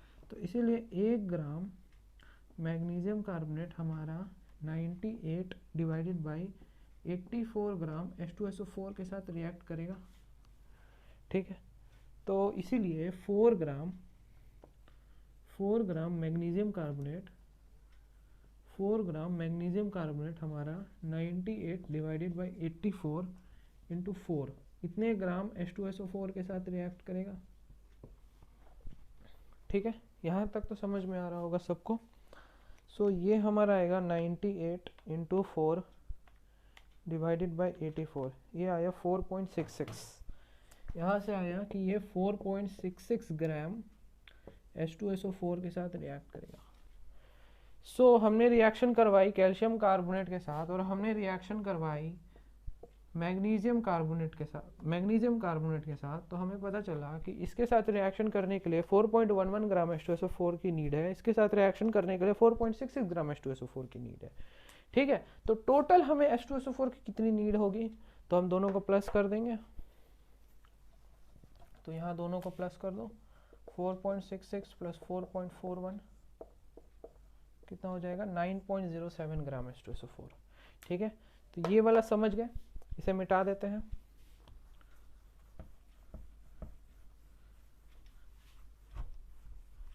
अब देखो, अब हमको मैं H2SO4 अगर दोनों के साथ कंप्लीट रिएक्ट कर रहा है तो हमको यहाँ पे mass of H2SO4 require is equal to 9.07 gram. अब ये जो 9.07 ग्राम जो H2SO4 हमको रिक्वायर है वो एक्चुअल में 30% ही है। ठीक है, जो हमने मान लो जो एक्चुअल सॉल्यूशन लिया होगा, ठीक है, उसका 30% ही उसका पावर है कि वो रिएक्ट करे, 30% उसके अंदर H2SO4 है, तो 30% ही उसका रिएक्ट करेगा। तो हमने मान लो जो सॉल्यूशन लिया उसका 30% जो रिएक्ट किया, तो वो हमको पता चला कितना है, 9.07 ग्राम है।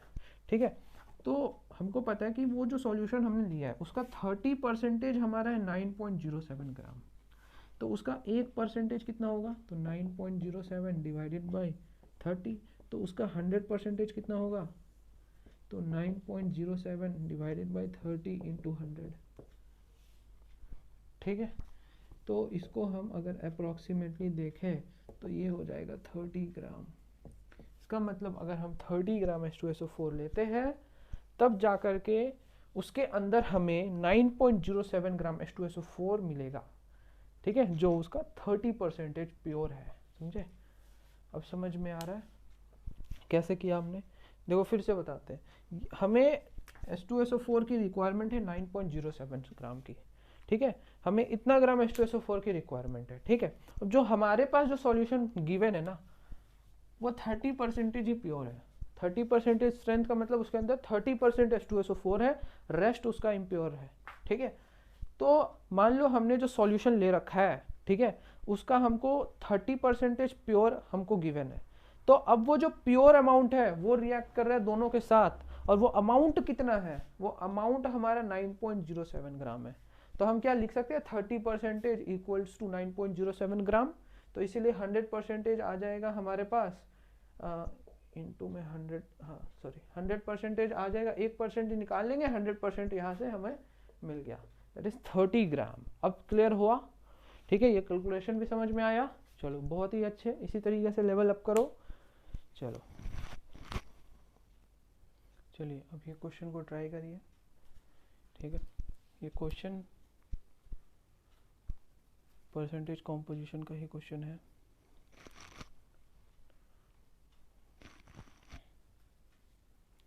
हो गया, हम बढ़ते हैं सॉल्यूशन की ओर। तो 1 ग्राम मिक्सचर ऑफ पोटेशियम क्लोराइड, ठीक है। अब हमारा एक मिक्सचर है यहाँ पर, ठीक है, इसका मास है 1 ग्राम। इसके अंदर क्या है? हमारे पास दो चीज़ें, पोटेशियम क्लोराइड है और सोडियम क्लोराइड है, ठीक है। तो x मान लेते हो जाएगा 1 - x, ठीक है। On treatment with excess of silver nitrate, ठीक है, सिल्वर नाइट्रेट से ट्रीट कर रहे हो, क्या बन रहा है? AgCl प्लस KNO3, और यहाँ पे NaCl प्लस AgNO3, ये आ रहा है NaNO3 प्लस AgCl, ठीक है। अब यहाँ पे बोला on treatment with excess of silver nitrate gave 2 gram of AgCl, दोनों में AgCl निकल रहा है लेकिन 2 ग्राम AgCl बन रहा है टोटल मिला के। What was the composition of two salt? हाँ, ये क्वेश्चन मैंने करा रखा है, ठीक है। अब उम्मीद है कि सब क्वेश्चन, ये क्वेश्चन आप कर लिए होंगे ज़रूर, ठीक है। चलो अब एक बार फिर से ट्राई करो, तो मुझे उम्मीद है आप क्वेश्चन आप लोग से हो जाएगा, क्वेश्चन मैंने करा रखा है। चलो कोई बात नहीं, जिन लोगों से ना हुआ हो अब बोर्ड पे ध्यान दें, ठीक है। अब कॉपी पेन छोड़ दें, यहाँ पे ध्यान दीजिए, ठीक। अब बोला कि ये हमारा 1 ग्राम का मिक्सचर है, ठीक है, इसके अंदर KCl भी है, NaCl भी है। तो हम मान लेते हैं KCl x है, NaCl 1 - x है, ठीक। दोनों को AgNO के साथ रिएक्ट किया और AgCl बन रहा है यहाँ से भी, यहाँ से भी। टोटल मास ऑफ AgCl बोला कि 2 ग्राम हो रहा है, ठीक। अब रिएक्शन क्या हमारा बैलेंस है? KCl यहाँ से, KCl AgNO3 बैलेंस है, ठीक है। तो क्या हम फर्स्ट रिएक्शन के लिए बोल सकते हैं कि 1 mole of KCl produces 1 mole of AgCl? बोल सकते हैं 1 mole of KCl produces 1 mole of AgCl। तो अब यहाँ पे पोटेशियम का KCl का मास निकालिए, ठीक है, ये ठीक है। 1 mole of KCl produces 1 mole of AgCl। इसका स्टोइचोमेट्रिक कोफिशिएंट देख करके इसका 1 है, इसका 1 है, ठीक। तो इसका मोलर मास होगा 74.5 ग्राम। KCl प्रोड्यूस कर रहा है हमारा, ये हो जाएगा 108 प्लस 34.5, 35.5, तो 8 2 10 13, 143.5, ठीक है। तो 74.5 ग्राम KCl प्रोड्यूस कर रहा है, 143.5 ग्राम AgCl, इतना प्रोड्यूस कर रहा है। तो 1 ग्राम KCl हमारा कितना AgCl प्रोड्यूस करेगा? तो 143.5 divided by 74.5 gram AgCl produce करेगा। तो यहाँ हमारे पास क्वेश्चन में x ग्राम है यहाँ पे, तो x ग्राम KCl हमारा 143.5 डिवाइडेड बाय 74.5 इंटू x, इतना ग्राम AgCl प्रोड्यूस करेगा, ठीक है, AgCl फ्रॉम KCl, ठीक है। उसी तरह हम इसके लिए लिखेंगे हम लिखेंगे 1 मोल NaCl प्रोड्यूस कर रहा है 1 मोल AgCl।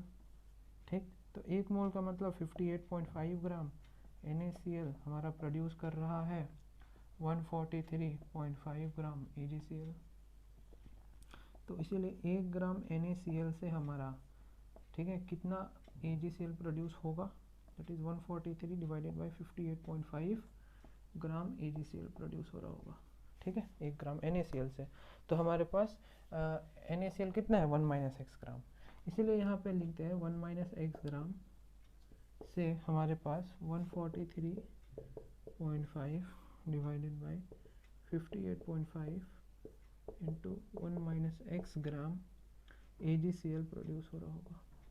किससे, NaCl से। ठीक है, अब देखो हमने निकाल लिया कि NaCl से कितना AgCl प्रोड्यूस हो रहा है, हमने निकाल लिया KCl से कितना AgCl प्रोड्यूस हो रहा है। अब दोनों के मासेस को ऐड करो, ठीक है, तो हमें क्या मिल जाएगा, total mass of AgCl produce in this reaction, जो कि हमारा क्वेश्चन में गिवन है 2 ग्राम। समझ में आ रहा है क्या करना है क्वेश्चन में? चलो मिटा दें इसको। ठीक है, इसको मिटा देते हैं। ठीक है, अब यहाँ से आया 143.5 divided by 58.5 into 1 minus x plus 143.5 divided by 74.5 into x, ये आया 2। ठीक है, ये समझे है 2 कहाँ से आया, टोटल मास ऑफ AgCl 2 है। ठीक है, रिएक्शन में गिवन है। 143 कॉमन है, दोनों से निकाल लीजिए बाहर, तो 143.5 हमने निकाल लिया कॉमन। ये आया 1 minus x divided by 58.5 divided by x 74.5, ये आया 2। ठीक है, अब यहाँ से आया 1 minus x divided by 58.5 plus x by 74.5 is equals to 2 divided by 143.5। ठीक है, चलिए हम उधर साइड को मिटाते हैं।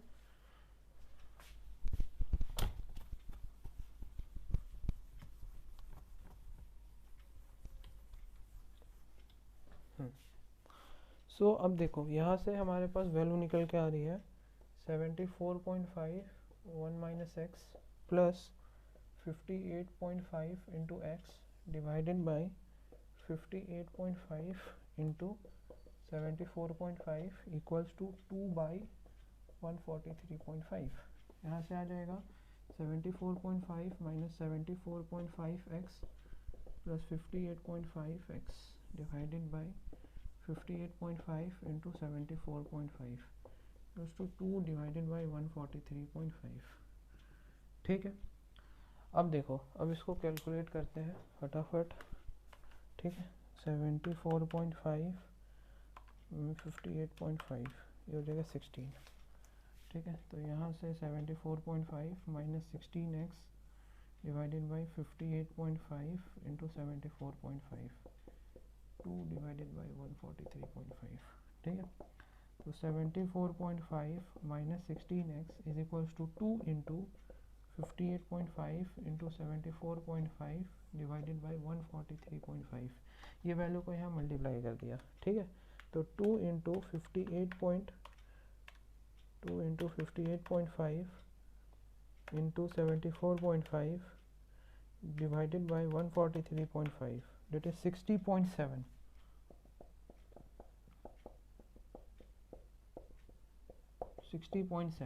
ठीक है, अब 74.5 minus 60.7 is equals to 16x आ रहा है।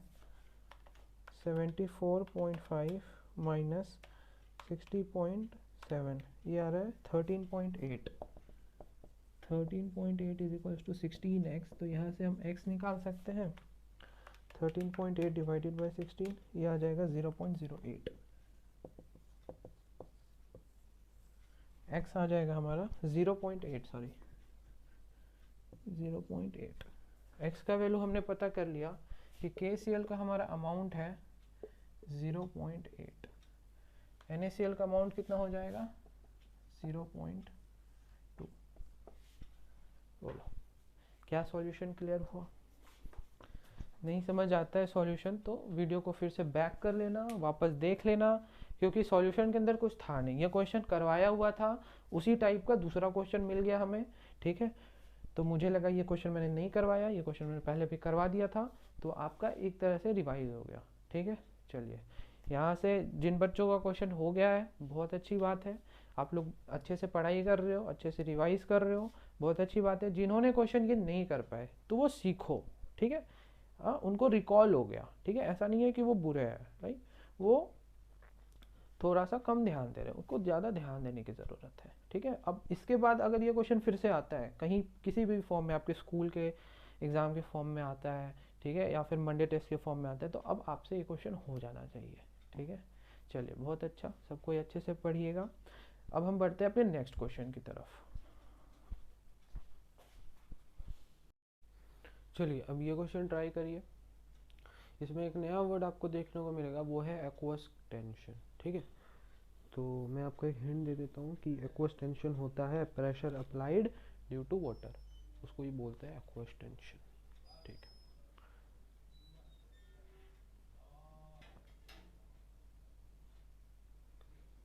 चलिए, अब हम करते हैं। अब क्या हो रहा है देखो, यहाँ पर बोला कि what volume of carbon dioxide measure at 27 degree centigrade and 746.7 mmHg pressure would be obtained by treating 10 gram of pure marble.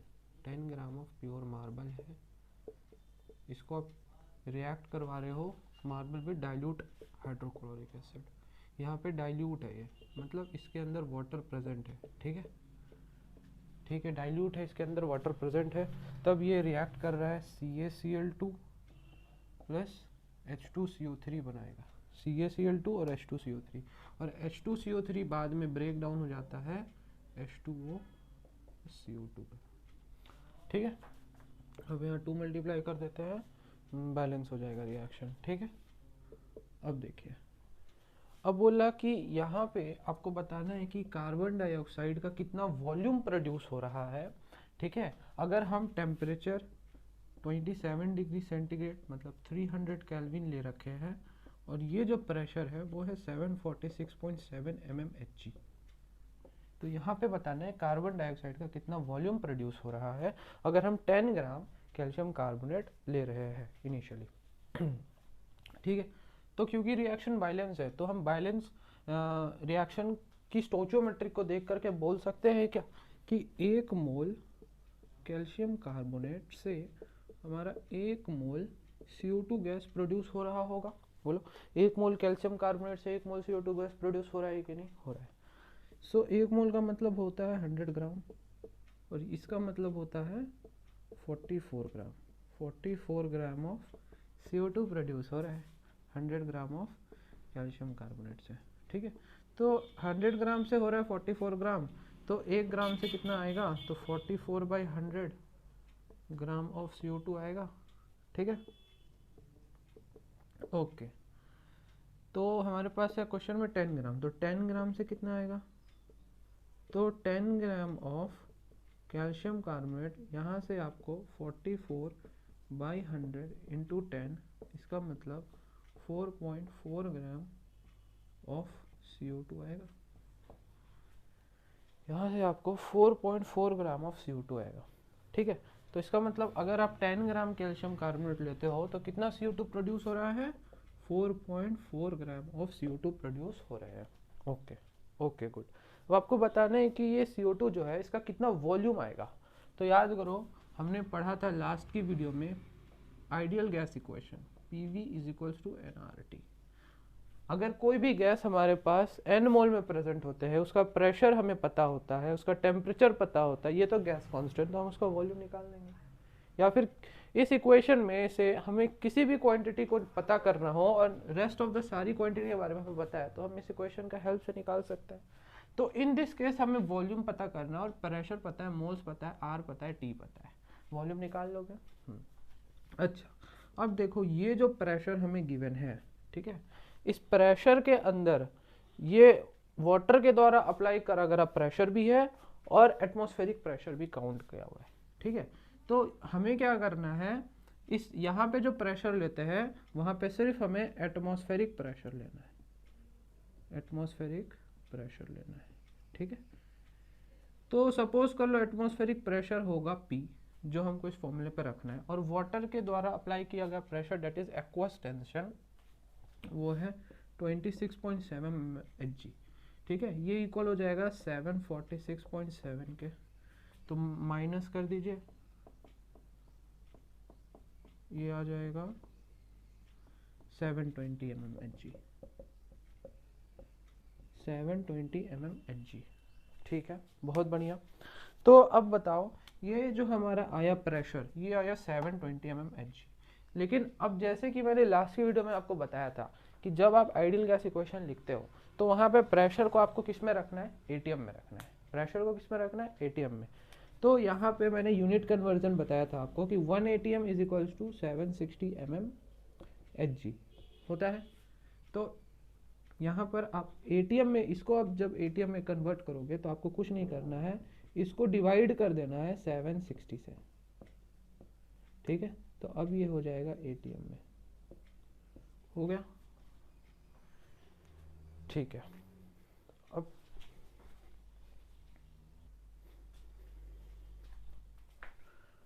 ठीक है, प्रेशर हो गया, प्रेशर समझ में आ गया, एटीएम में हो गया, ठीक है।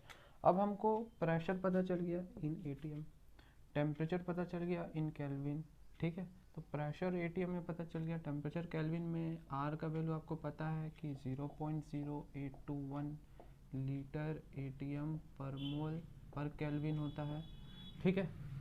वॉल्यूम आपको निकालना है, एन का वैल्यू आपको पता है, एन का वैल्यू कैसे पता है, तो 4.4 ग्राम CO2 प्रोड्यूस हुआ, यहाँ से इसका मोल्स निकाल लो, यहाँ पे रख दो, ठीक है। तो एक बार खुद से ट्राई करो, नहीं होता है तो मैं बताऊंगा।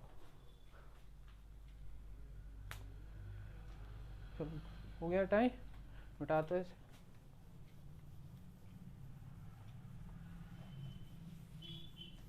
देखो यहाँ पे क्या बोला, PV is equals to NRT।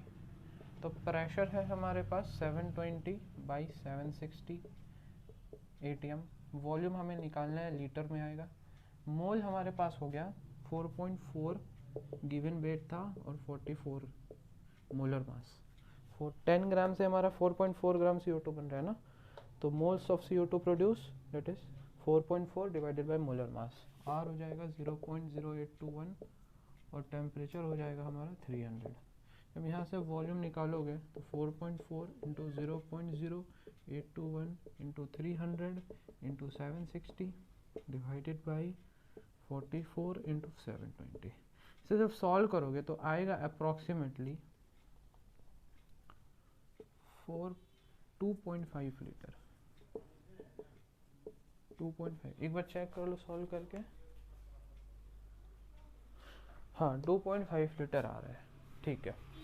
सो अब समझ में आया कि कैसे करना था। बस एक चीज़ आपको जाननी थी कि ये जो हमारा प्रेशर गिवन है, ठीक है, ये एटमॉस्फेरिक प्रेशर नहीं है, ये इस एटमॉस्फेरिक प्रेशर में अब हमने वाटर के द्वारा लगाया गया pressure that is aqueous tension भी ऐड कर दिया है।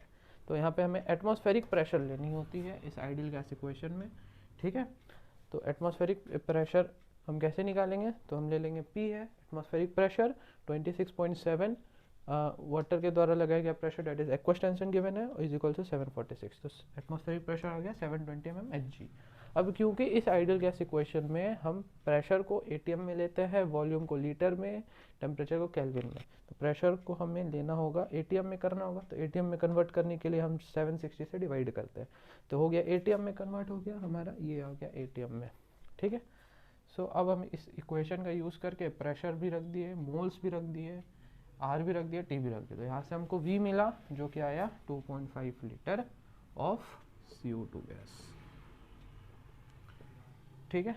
अब समझ में आया, ठीक। तो सबसे पहले हमने रिएक्शन लिखा, रिएक्शन में हमने बैलेंस किया रिएक्शन को, फिर हमने स्टोइचोमेट्रिक कोफिशिएंट यूज़ करके पता करा कि 100 ग्राम से वो 44 ग्राम प्रोड्यूस हो रहा है, तो 10 ग्राम से ये कितना प्रोड्यूस होगा, तो यहाँ से पता चला 4.4 ग्राम CO2 गैस प्रोड्यूस होगा। उसके बाद फिर हमने पता किया कि कितना मोल CO2 गैस प्रोड्यूस हो रहा है, तो हमें पता चला कि 4.4 divided 44 that is 0.1 mole CO2 gas produce हो रहा है। अब हमको बताना था कि ये जो 0.1 CO2 गैस 0.1 मोल CO2 गैस प्रोड्यूस हो रहा है, इसका क्या वॉल्यूम है, इसका क्या वॉल्यूम है। तो यहाँ से हम यूज़ करते हैं आइडियल गैस इक्वेशन, उसके बाद इस तरीके से हम सॉल्व करके हम निकाल देंगे, इसका आंसर है 2.5 लीटर। समझ में आया कैसे करना था। चलो बहुत ही बढ़िया। नहीं समझ में आया हो क्योंकि एक्वास्टेंशन है, थोड़ा सा एक नया टर्म इंट्रोड्यूस हुआ है आपके सामने कि क्या होता है एक्वास्टेंशन, हो सकता है हिंडर्ड किया हो माइंड में, तो एक बार वीडियो को फिर से देख लेना, समझ में आ जाएगा, कुछ बड़ी बात नहीं है। चलिए बढ़ते हैं अपने अगले क्वेश्चन में।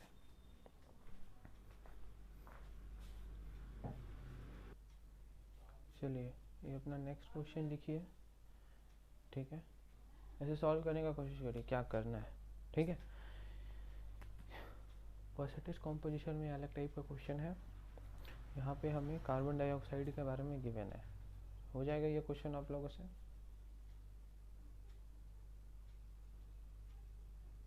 ठीक है। बहुत बढ़िया, जिन लोगों ने बना लिया बहुत अच्छी बात है, जिन लोगों ने नहीं बनाया बहुत ध्यान दीजिए यहाँ पे कि 1 ग्राम कैल्शियम कार्बोनेट है, इसके अंदर क्या होगा, वो सॉरी 1 ग्राम मिक्सचर है कैल्शियम कार्बोनेट का और मैग्नीशियम कार्बोनेट का, ठीक है। तो यहाँ पे ये हो जाएगा x ग्राम, ये हो जाएगा 1 माइनस एक्स ग्राम, ठीक है। Very nice. तो अब बोला कि कैल्शियम कार्बोनेट और मैग्नीशियम कार्बोनेट का ये जो 1 ग्राम का जो मिक्सचर है, ठीक है, ये दोनों हमारा 240 सेंटीमीटर क्यूब CO2 गैस दे रहा है। अब बात आती है कि सेंटीमीटर क्यूब कितना होता है, ठीक है। इस रिएक्शन को तो हमने ऐसे लिख दिया CaO plus CO2, magnesium carbonate के लिए भी हमने लिख दिया कि MgO प्लस CO2, ठीक है। रिएक्शन भी बैलेंस है हमारा, हाँ। सो अब बोला कि यहाँ पे टोटल जो गैस CO2 गैस यहाँ से और यहाँ से जो प्रोड्यूस हो रही है, वो टोटल जो हमारा गैस है वो कितना है 240 सेंटीमीटर। ये क्या होता है, इट मीन्स कि वो 240 ml है। याद करो मैंने बताया है 1 cc बराबर 1 ml, इसी को हम सेंटीमीटर क्यूब बोलते हैं, ठीक है। तो ये हमें पता चल गया 240 ml है, ओके। सो बोला STP कंडीशन है, तो ये तो और भी अच्छी बात है, STP कंडीशन है, ठीक है। अब देखो रिएक्शन क्योंकि बैलेंस है, तो क्या हम CaCO3 के लिए लिख सकते हैं क्या कि 1 मोल CaCO3 हमारा 1 मोल CO2 गैस प्रोड्यूस करेगा, ठीक है। तो यहाँ से हम बताएंगे कि 100 ग्राम कैल्शियम कार्बोनेट हमारा 44 ग्राम CO2 गैस लिबरेट करेगा। तो इसीलिए 1 ग्राम कैल्शियम कार्बोनेट हमारा 44/100 ग्राम CO2 गैस निकाल रहा होगा। तो इसीलिए हमारा जो x ग्राम है, x ग्राम से कितना निकलेगा 44/100 इंटू एक्स, 1 ग्राम से पता चल गया, x ग्राम से निकाल लिया, x ग्राम ऑफ CO2, ठीक है। तो कैल्शियम कार्बोनेट से हमारा कितना CO2 गैस आया, तो 44/100 इंटू एक्स ग्राम CO2 गैस आया। उसी तरह मैग्नीशियम कार्बोनेट से निकालोगे तो सेम लिखेंगे कि 1 मोल मैग्नीशियम कार्बोनेट ये हमारा 1 मोल CO2 गैस दे रहा है। मैग्नीशियम कार्बोनेट का मास है 24 प्लस 12 और प्लस 48,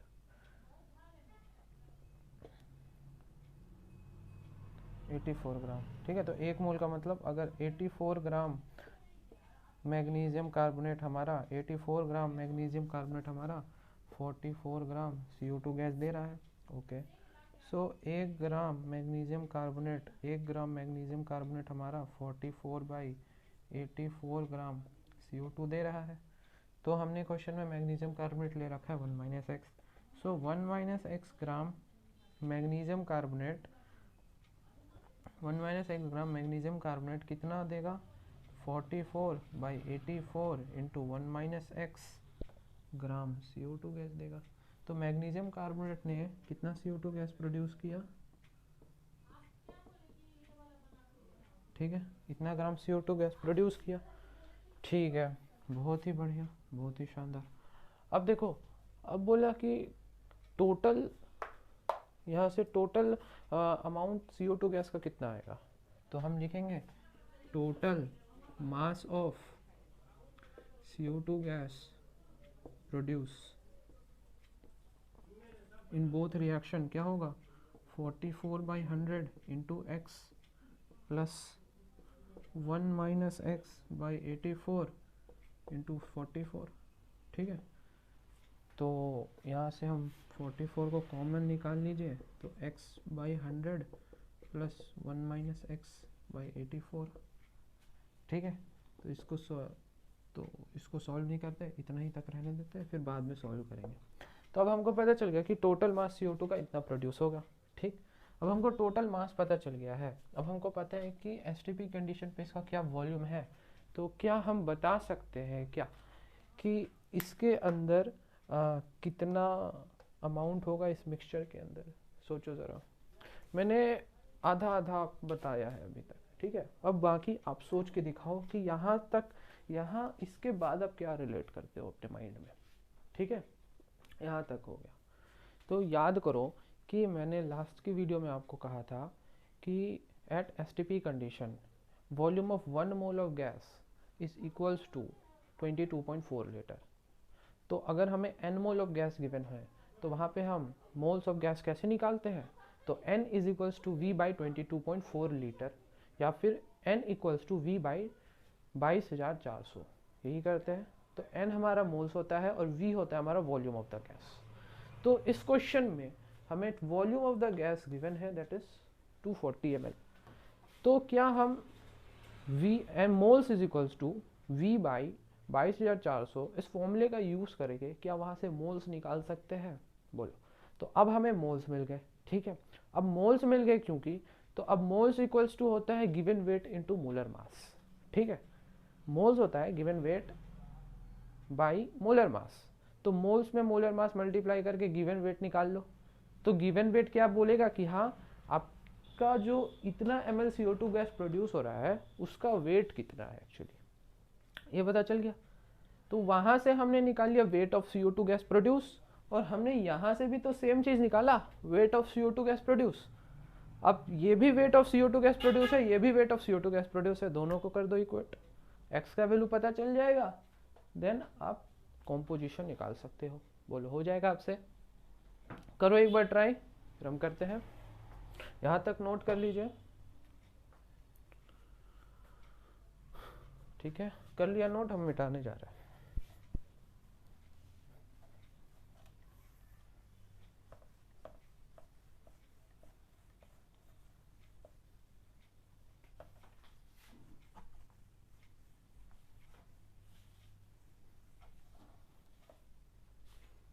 ठीक है, अब हमें बोला कि एट STP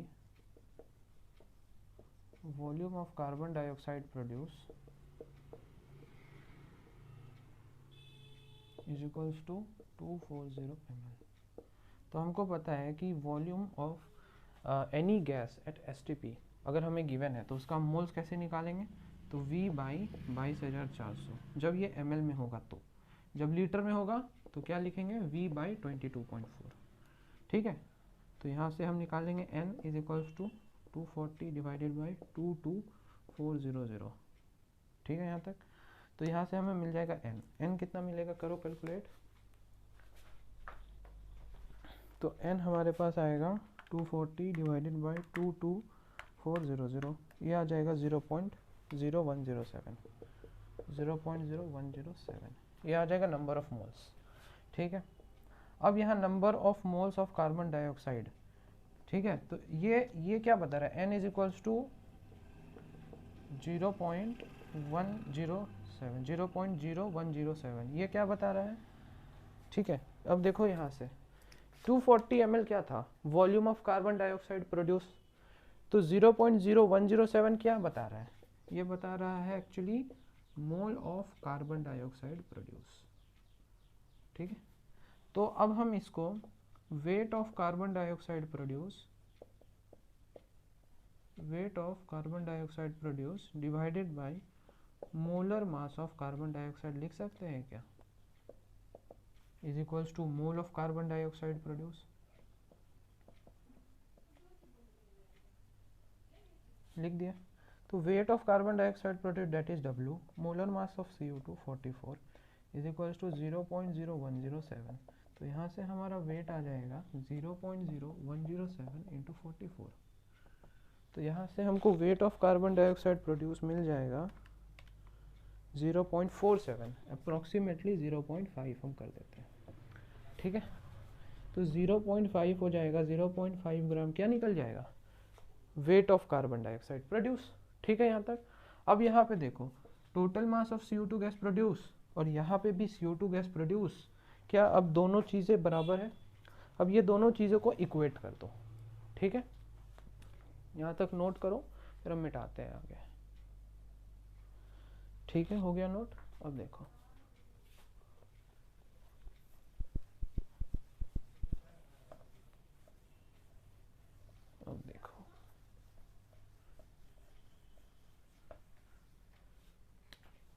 देखो wait of carbon dioxide produce that is 0.5 और जो हमने यहाँ निकाल के रखा था wait of carbon dioxide produce,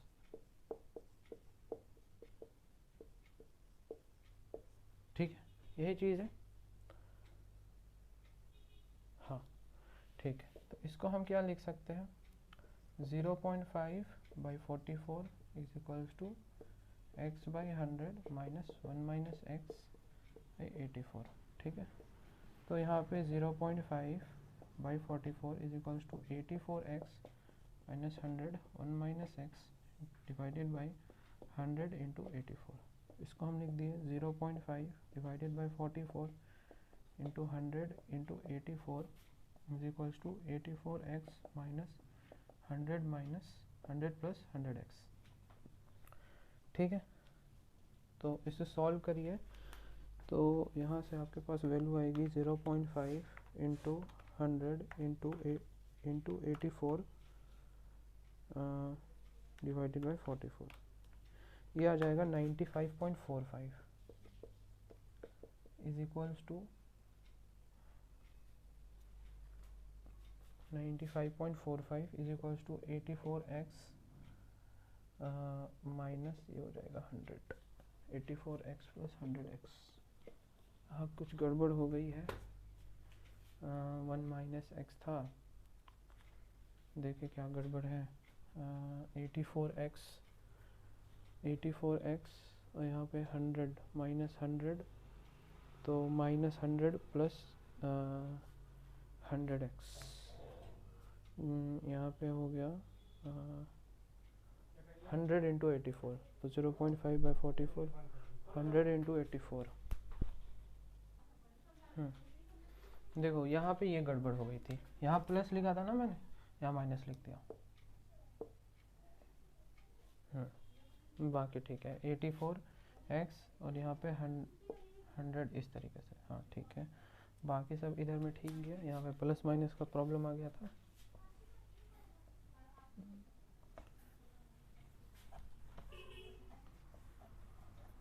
ठीक है, इसको मिटाते हैं फिर से करते हैं, ठीक है। यहाँ पे देखो 0.5 डिवाइडेड बाई 44 इंटू 100 इंटू 84, ये बराबर हो जाएगा 84x प्लस 100 माइनस 100x के, ठीक है। यहाँ पे देखो 0.5 इंटू में 100 इंटू में 80, 0.5 इंटू में 100 इंटू में 84 डिवाइडेड बाई 44, यह आता है 95.45, ठीक है। ये हो जाएगा 84x प्लस 100 माइनस 100x के बराबर, ठीक है। तो 100 को इधर ले आओ, तो 95.45 minus 100 is equals to 84x minus 100x, तो ये हो जाएगा माइनस 16x, ठीक है। और यहाँ पे हो जाएगा 95.45 माइनस 100, ये करोगे तो 4.5 माइनस 4.54, ये ठीक है।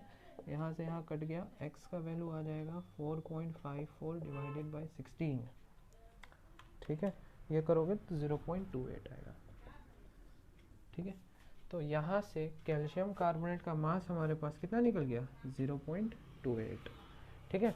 और इसी तरीक़ा से मैग्नीशियम कार्बोनेट का मास 1 माइनस 0.28 करोगे तो 0.72 आ जाएगा, ठीक है। हमने यहाँ से x का वैल्यू निकाला और x हमारा क्या था, कैल्शियम कार्बोनेट का mass in this 1 gram of mixture, ये हमने एज्यूम किया था, ठीक है। और मैग्नीशियम कार्बोनेट का 1 माइनस एक्स था, तो हम यहाँ पे 1 माइनस एक्स के जगह 0.28 रख देंगे तो 0.72 आ जाएगा, ठीक है। तो अब समझ में आया क्या सॉल्यूशन हुआ इसका, ठीक है। चलो इसको नोट करो, ये भी काफ़ी बढ़िया क्वेश्चन है, ठीक है। चलो आगे बढ़ते हैं, चलो बढ़ते हैं अपने नेक्स्ट क्वेश्चन की ओर, ट्राई करिए। काफ़ी आसान क्वेश्चन, यहाँ पे सिर्फ वॉल्यूम के अंदर है काम करना है और एसटीपी कंडीशन हमें गिवन है। चलो अब बोला कि what volume of oxygen at STP require to affect complete combustion, मतलब कंप्लीट जला देना है, ठीक है। कि किसको जलाना है, तो एसिटाइलिन, एसिटाइलिन है C2H2, कंप्लीट कंबशन रिएक्शन हो रहा है, मतलब O2 के प्रेजेंस में रिएक्शन हो रहा है, CO2 और H2O बन रहा है। रिएक्शन लिख रहे हैं तो सीख गए होंगे अब तक। And what volume of carbon dioxide is form, अब हमको बताना है कि ऑक्सीजन कितना वॉल्यूम लेंगे और CO2 कितना फॉर्म होगा। अगर यहाँ पे हम 200 ml C2H2 ले रहे हैं एट एसटीपी कंडीशन, ठीक है। अब सारा एसटीपी कंडीशन के ऊपर बात हो रही है, तो अब हम स्टोइचियोमेट्रिक कोफिशिएंट का यूज़ करके यहाँ पर सॉल्व करेंगे। सबसे पहले रिएक्शन को कर लेते हैं बैलेंस, 2 कार्बन है, 2 कार्बन है, हाइड्रोजन 2 है, हाइड्रोजन 2 है, ऑक्सीजन 4 1 5, रिएक्शन हो गया बैलेंस। अब हम बोल सकते हैं यहाँ पे 1 मोल C2H2 react with 5/2 mole of O2, ठीक है। तो 1 मोल C2H2 का क्या मास होगा, तो 1 मोल C2H2 का मास होगा क्या 22.4 litre of C2 at STP condition. कोई भी गैस का मास क्या होता है 22.4 लीटर, ठीक है। तो ml में है ना, तो हम 22,400 ml लिख देते हैं, ठीक है। तो 22,400 ml of C2H2 reacts with 5/2 into 22,400 ml of O2। नहीं समझ में आया, ठीक है, कोई बात नहीं।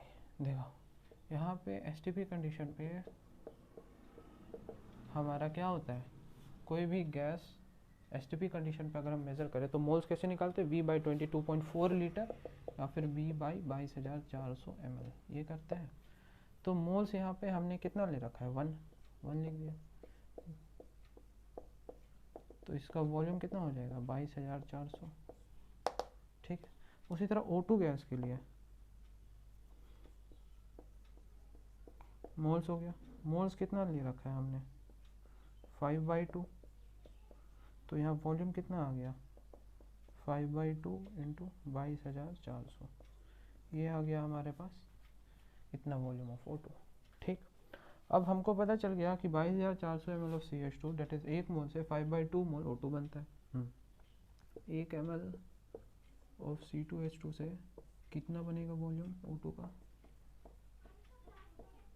डिवाइडेड बाई 22,400, ठीक है। इतना वॉल्यूम ऑफ O2 बनेगा, ठीक है, ठीक है यहाँ तक, ओके। सो बोला 200 ml से कितना बनेगा, 200 ml ऑफ C2H2 से कितना बनेगा बताओ, तो 5/2 into 22,400 divided by 22,400 into 200 ml, 200 बस मल्टीप्लाई कर दो, तो यहाँ से यहाँ ये कट गया, यहाँ से ये कटा 100 बार में, तो पता चला 500 ml हम ले सकते हैं O2 gas for complete combustion. तो यहाँ से ये पता चल गया कि ये हम 500 ml ऑक्सीजन गैस लेंगे तो इसका कंप्लीट कंबशन हो जाएगा। यहाँ तक समझे, इसे नोट करो, हो गया। चलो स्क्रीनशॉट लो, चलो बढ़ते हैं आगे। अब हमको पता चल गया कि ऑक्सीजन गैस जब हम 500 ml लेंगे तो ये 200 ml एसिटाइलिन का कंप्लीट कंबशन होगा। अब यहाँ पे बताना है कि कार्बन डाइऑक्साइड कितना मोल बनेगा, कितना वॉल्यूम इसका बनेगा।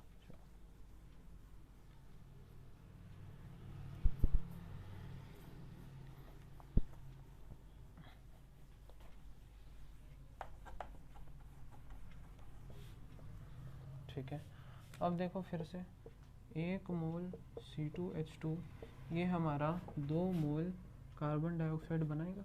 तो 1 मोल का मतलब है कितना 22,400 ml C2H2 हमारा 2 इंटू 22,400 ml CO2 गैस बना रहा होगा, बना दिया। तो 1 ml C2H2 हमारा 2 into 22,400 divided by 22,400 ml CO2 gas बनाएगा। ठीक है, तो 1 ml से इतना CO2 गैस, तो 200 ml से 200 ml C2H2 हमारा 2 इंटू 22,400 डिवाइडेड बाई 22,400 इंटू 200, इससे ये कट गया, इसका मतलब 400 ml CO2 गैस बनाएगा। तो ये आ गया हमारा 400 ml। समझे? समझे कि नहीं समझे? इतना आसान था। ठीक है, तो आप इसको क्या कर सकते थे, एक और तरीका है इसको सॉल्व करने का। आप क्या करो, गेल-लुसाइक लॉ लगा दो, उसमें बोला volume directly proportional two moles. ठीक है, तो इसको यहाँ पे डायरेक्टली कर दो, 200 मोल हो गया। अब हमको ये बोल रहा है कि 1 मोल से ये 2 मोल बन रहा है। ठीक है, 1 मोल से ये 2 मोल बन रहा है, तो 200 मोल से कितना बनेगा, 400 मोल। ठीक है, वॉल्यूम डायरेक्टली प्रोपोर्शनल टू मोल करना है, जो वॉल्यूम है उसको मोल्स में लिख दो। ठीक है, तो 200 ml को लिख दिया 200 मोल। अब यहाँ से स्टोइचोमेट्रिक कोफिशिएंट 1 मोल से 2 मोल, 200 मोल से 400 मोल, 400 मोल का मतलब 400 ml। ठीक, उसी तरीके से 1 मोल 5/2 मोल के लिए रिक्वायर है, 1 मोल C2H2 5/2 मोल O2 रिक्वायर कर रहा है। ठीक है, तो यहाँ पे 200 मोल कितना करेगा, तो 200 मल्टीप्लाई कर देंगे 5/2 में, तो यहाँ पे आ जाएगा 100, दैट इज 500 मोल या फिर 500 ml। क्लियर? ये एक लाइन में, बस गेल-लुसाइक लॉ लगाना था। ठीक है, एक लाइन में। चलो इसे भी नोट कर लो, हो गया नोट। बढ़ते हैं अब आगे। ओके, अब इस क्वेश्चन को देखो, लास्ट में हमने पढ़ा था वेपर डेंसिटी, उसी के बेसिस पे ये क्वेश्चन है। ठीक है, अभी बहुत सारे क्वेश्चंस और करने बाकी है, फटाफट ऐसे करो। चलो अब हम करते हैं ट्राई। तो यहाँ पे क्या बोला गया क्वेश्चन में कि vapour density of the gas, if its density of the gas at 273 kelvin and 1 atm pressure is this much. ठीक है, आपको क्या निकालना है, वेपर डेंसिटी निकालनी है, वेपर डेंसिटी आपको निकालनी है। ठीक है, तो वेपर डेंसिटी निकालनी है आपको। क्वेश्चन में क्या गिवन है, क्वेश्चन में गिवन है कि at 273 kelvin and 1 atm pressure, 273 kelvin and 1 atm pressure पे density of the gas is 0.1798 gram per ml। क्या इसी को हम बोलते हैं एसटीपी कंडीशन? 1 atm प्रेशर और 273 केल्विन एसटीपी कंडीशन। तो बोले कि एसटीपी कंडीशन पर मेजर किया है कि उसका डेंसिटी कितना है, 0.1798 ग्राम पर ml। तो 0.1798 ग्राम पर ml, इससे क्या समझते हो कि 1 ml ऑफ गैस जो होगा उसका मास क्या हो जाएगा, 0.1798, सॉरी ml नहीं, लीटर है, लीटर। तो 1 लीटर जो गैस होगा उसका मास क्या हो जाएगा, 0.1798। तो 22.4 लीटर ऑफ जो गैस होगा उसका मास क्या हो जाएगा, 0.1798 इंटू 22.4। क्यों किया 22.4? क्योंकि आपको पता है कि एट एसटीपी कंडीशन 1 मोल कोई भी गैस जो वॉल्यूम ऑक्यूपाई करता है वो होता है 22.4 लीटर। ठीक है, तो 1 मोल कोई भी गैस जो वॉल्यूम ऑक्यूपाई करता है वो होता है 22.4 लीटर, और 1 मोल कोई भी गैस का जो मास होता है उसको भी बोलते हैं हम molar mass, molar mass of gas. ठीक है, नहीं आया समझ में? ठीक है, कोई बात नहीं। अब देखिए हम फिर से समझते हैं, एसटीपी कंडीशन पे n is equals to v by 22.4 ये लिखते हैं। ठीक है, तो यहाँ पे हमको क्या जानना है, molar mass of the gas जानना है। ठीक है, तो molar mass of the gas हम कैसे जानेंगे?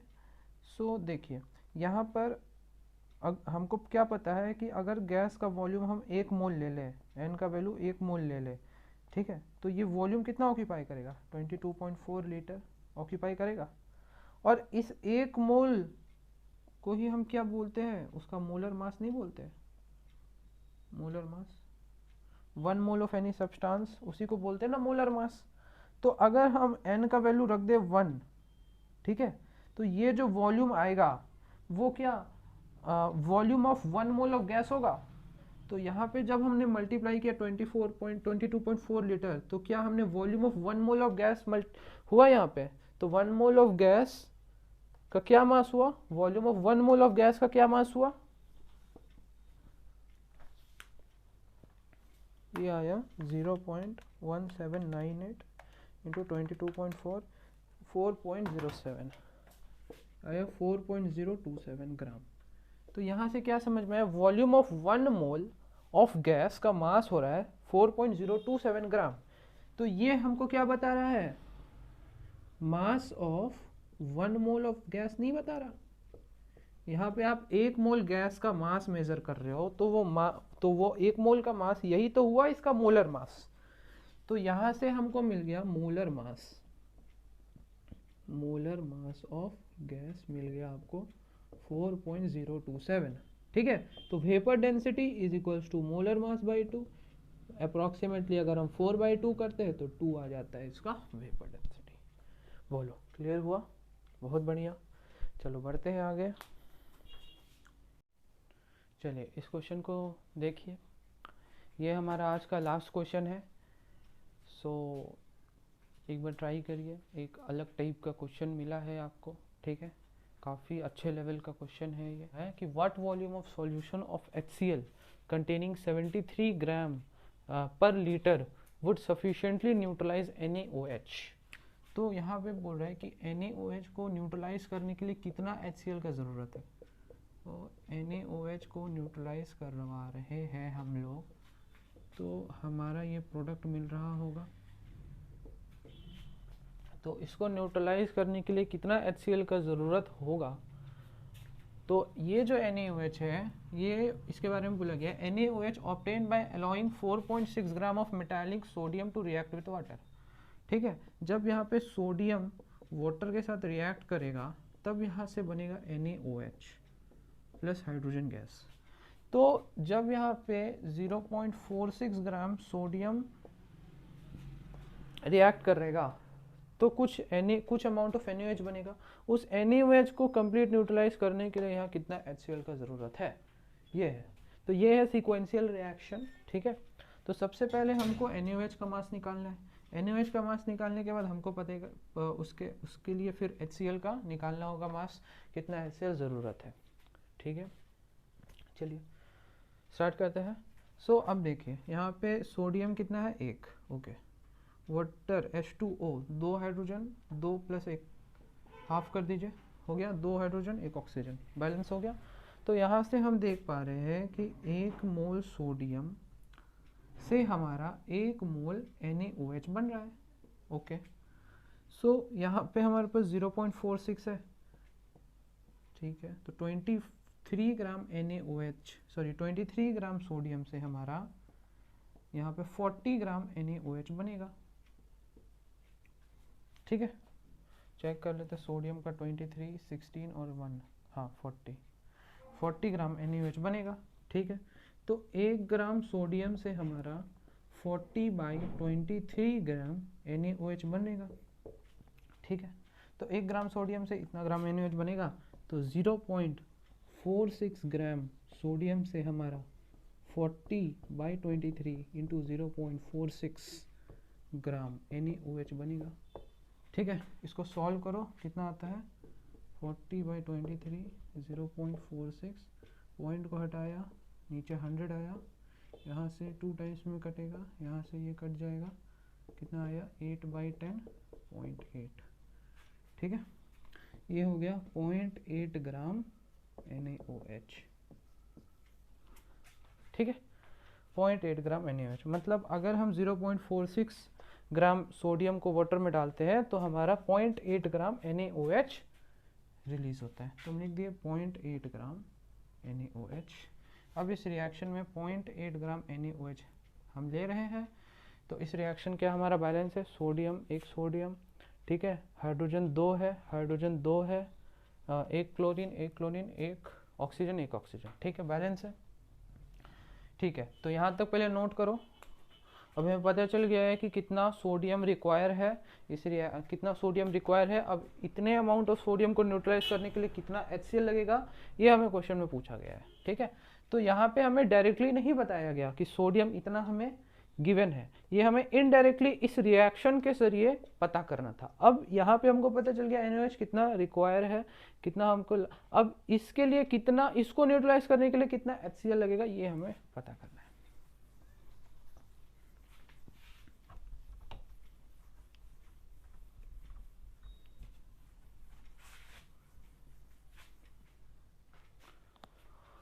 अब देखो, अब हम लिख सकते हैं 1 मोल NaOH को न्यूट्रलाइज करने के लिए हमारा 1 मोल HCl की ज़रूरत है। तो 1 मोल NaOH का मतलब होता है यहाँ पे 40 ग्राम NaOH को न्यूट्रलाइज करने के लिए 36.5 ग्राम HCl का ज़रूरत है। इसीलिए 1 ग्राम NaOH को न्यूट्रलाइज करने के लिए हमारे पास 36.5 डिवाइडेड बाई 40 ग्राम HCl की ज़रूरत है। तो इसीलिए 0.8 ग्राम NaOH को न्यूट्रलाइज करने के लिए 36.5 into 0.8 divided by 40 gram HCl चाहिए होगा। क्लियर है? चलो इसे कैलकुलेट करो फटाक से। तो 36.5 इंटू 0.8 डिवाइडेड बाई 40, यह आता है 0.73, यह आता है 0.73 ग्राम HCl की ज़रूरत है। ठीक है, अब जो हमको यहाँ पे 0.73 ग्राम HCl की ज़रूरत है। ठीक है, ओके। सो अब जो आपका जो सॉल्यूशन है उसमें 1 लीटर के सॉल्यूशन में 73 ग्राम HCl है, ये गिवन है आपको। देखो यहाँ पे 73 ग्राम पर ml से क्या मतलब है कि 1 लीटर के सॉल्यूशन में आपको 73 ग्राम HCl है। ठीक है, या फिर हम इसको ऐसे लिख सकते हैं कि 73 ग्राम HCl हमारा 1 लीटर सॉल्यूशन में है। ठीक है, तो 1 ग्राम HCl हमारा कितने लीटर सॉल्यूशन में होगा, तो 1/73 लीटर में होगा 1 ग्राम HCl। हमको वहाँ नीड कितना है, 0.73 ग्राम HCl का। तो इतना HCl के लिए हमको 1/73 into 0.73 litre solution of HCl लेना होगा। ठीक है, तो इसे सॉल्व करो तो ये कितना आता है, 0.01 लीटर सॉल्यूशन ऑफ HCl लेना होगा। मिलीलीटर में कन्वर्ट कर दो तो 1 लीटर में 1000 मिलीलीटर होता है। तो यहाँ पे ml सॉल्यूशन ऑफ HCl आया, तो यहाँ से 20 नीचे आएगा, 20 काट दो, आ गया 10 ml HCl solution. It means अगर आप 10 ml HCl सॉल्यूशन लेते हो तो उसके अंदर आपके पास 0.73 ग्राम HCl होगा। ठीक है, और वो 0.73 ग्राम HCl आपको 0.8 ग्राम NaOH को न्यूट्रलाइज कर देगा। बोलो ये क्वेश्चन समझ में आया? एक बार फिर से देख लो, आपको गिवन क्या था कि एक रिएक्शन यहाँ पे साइड में हो रही है, जो बोला गया कि मेटालिक सोडियम है वो वाटर के साथ रिएक्ट करेगा। तो यहाँ पे बोला जब मेटालिक सोडियम वाटर के साथ रिएक्ट करेगा तो वहाँ से NaOH आएगा। तो उस रिएक्शन से मैंने देखा कि NaOH हमारे पास कितना आ रहा है, 0.8। अब ये 0.8 ग्राम NaOH जो प्रोड्यूस हो रहा है, इसको न्यूट्रलाइज करने के लिए कितना HCl लगेगा, ये हमें डिटरमाइन करना है। ठीक है, अब देखिए, अब रिएक्शन के स्टोइचियोमेट्री को हम देखते हैं और ये बोल सकते हैं कि 1 मोल NaOH को न्यूट्रलाइज करने के लिए 1 मोल HCl लगेगा। तो यहाँ पे 1 मोल का होता है 40 ग्राम NaOH को न्यूट्रलाइज करने के लिए 36.5 ग्राम HCl लगेगा। तो 1 ग्राम को न्यूट्रलाइज करने के लिए 36.5 डिवाइडेड 40 ग्राम HCl, तो 0.8, क्योंकि हमको पता करना 0.8 के बारे में, इसीलिए पहले हमने 1 का देखा, फिर 0.8 में अब हम निकालेंगे तो 0.8 मल्टीप्लाई यहाँ कर देंगे। तो 0.8 NaOH निकालने के लिए तो 36/40 इंटू में 0.8, तो मतलब 0.73 ग्राम HCl अगर हम यहाँ पे लेते हैं तो हमारा 0.8 ग्राम NaOH कंप्लीट रिएक्ट कर जाएगा, मतलब कंप्लीट न्यूट्रलाइज कर जाएगा। अब आपको क्या गिवन है कि आप जो सॉल्यूशन ले रहे हो उसके 1 लीटर सॉल्यूशन में 73 ग्राम HCl है। क्या गिवन है? 1 लीटर के सॉल्यूशन में 73 ग्राम HCl है। तो आप यहाँ सॉल्यूशन कितना लोगे, यहाँ पे ये सॉल्यूशन आप कितना लोगे जिससे आपको 0.73 ग्राम HCl मिल जाएगा। ठीक है, तो इसी को हम उल्टा लिखते हैं, 73 ग्राम HCl आपके 1 लीटर सॉल्यूशन में मिल जाएगा।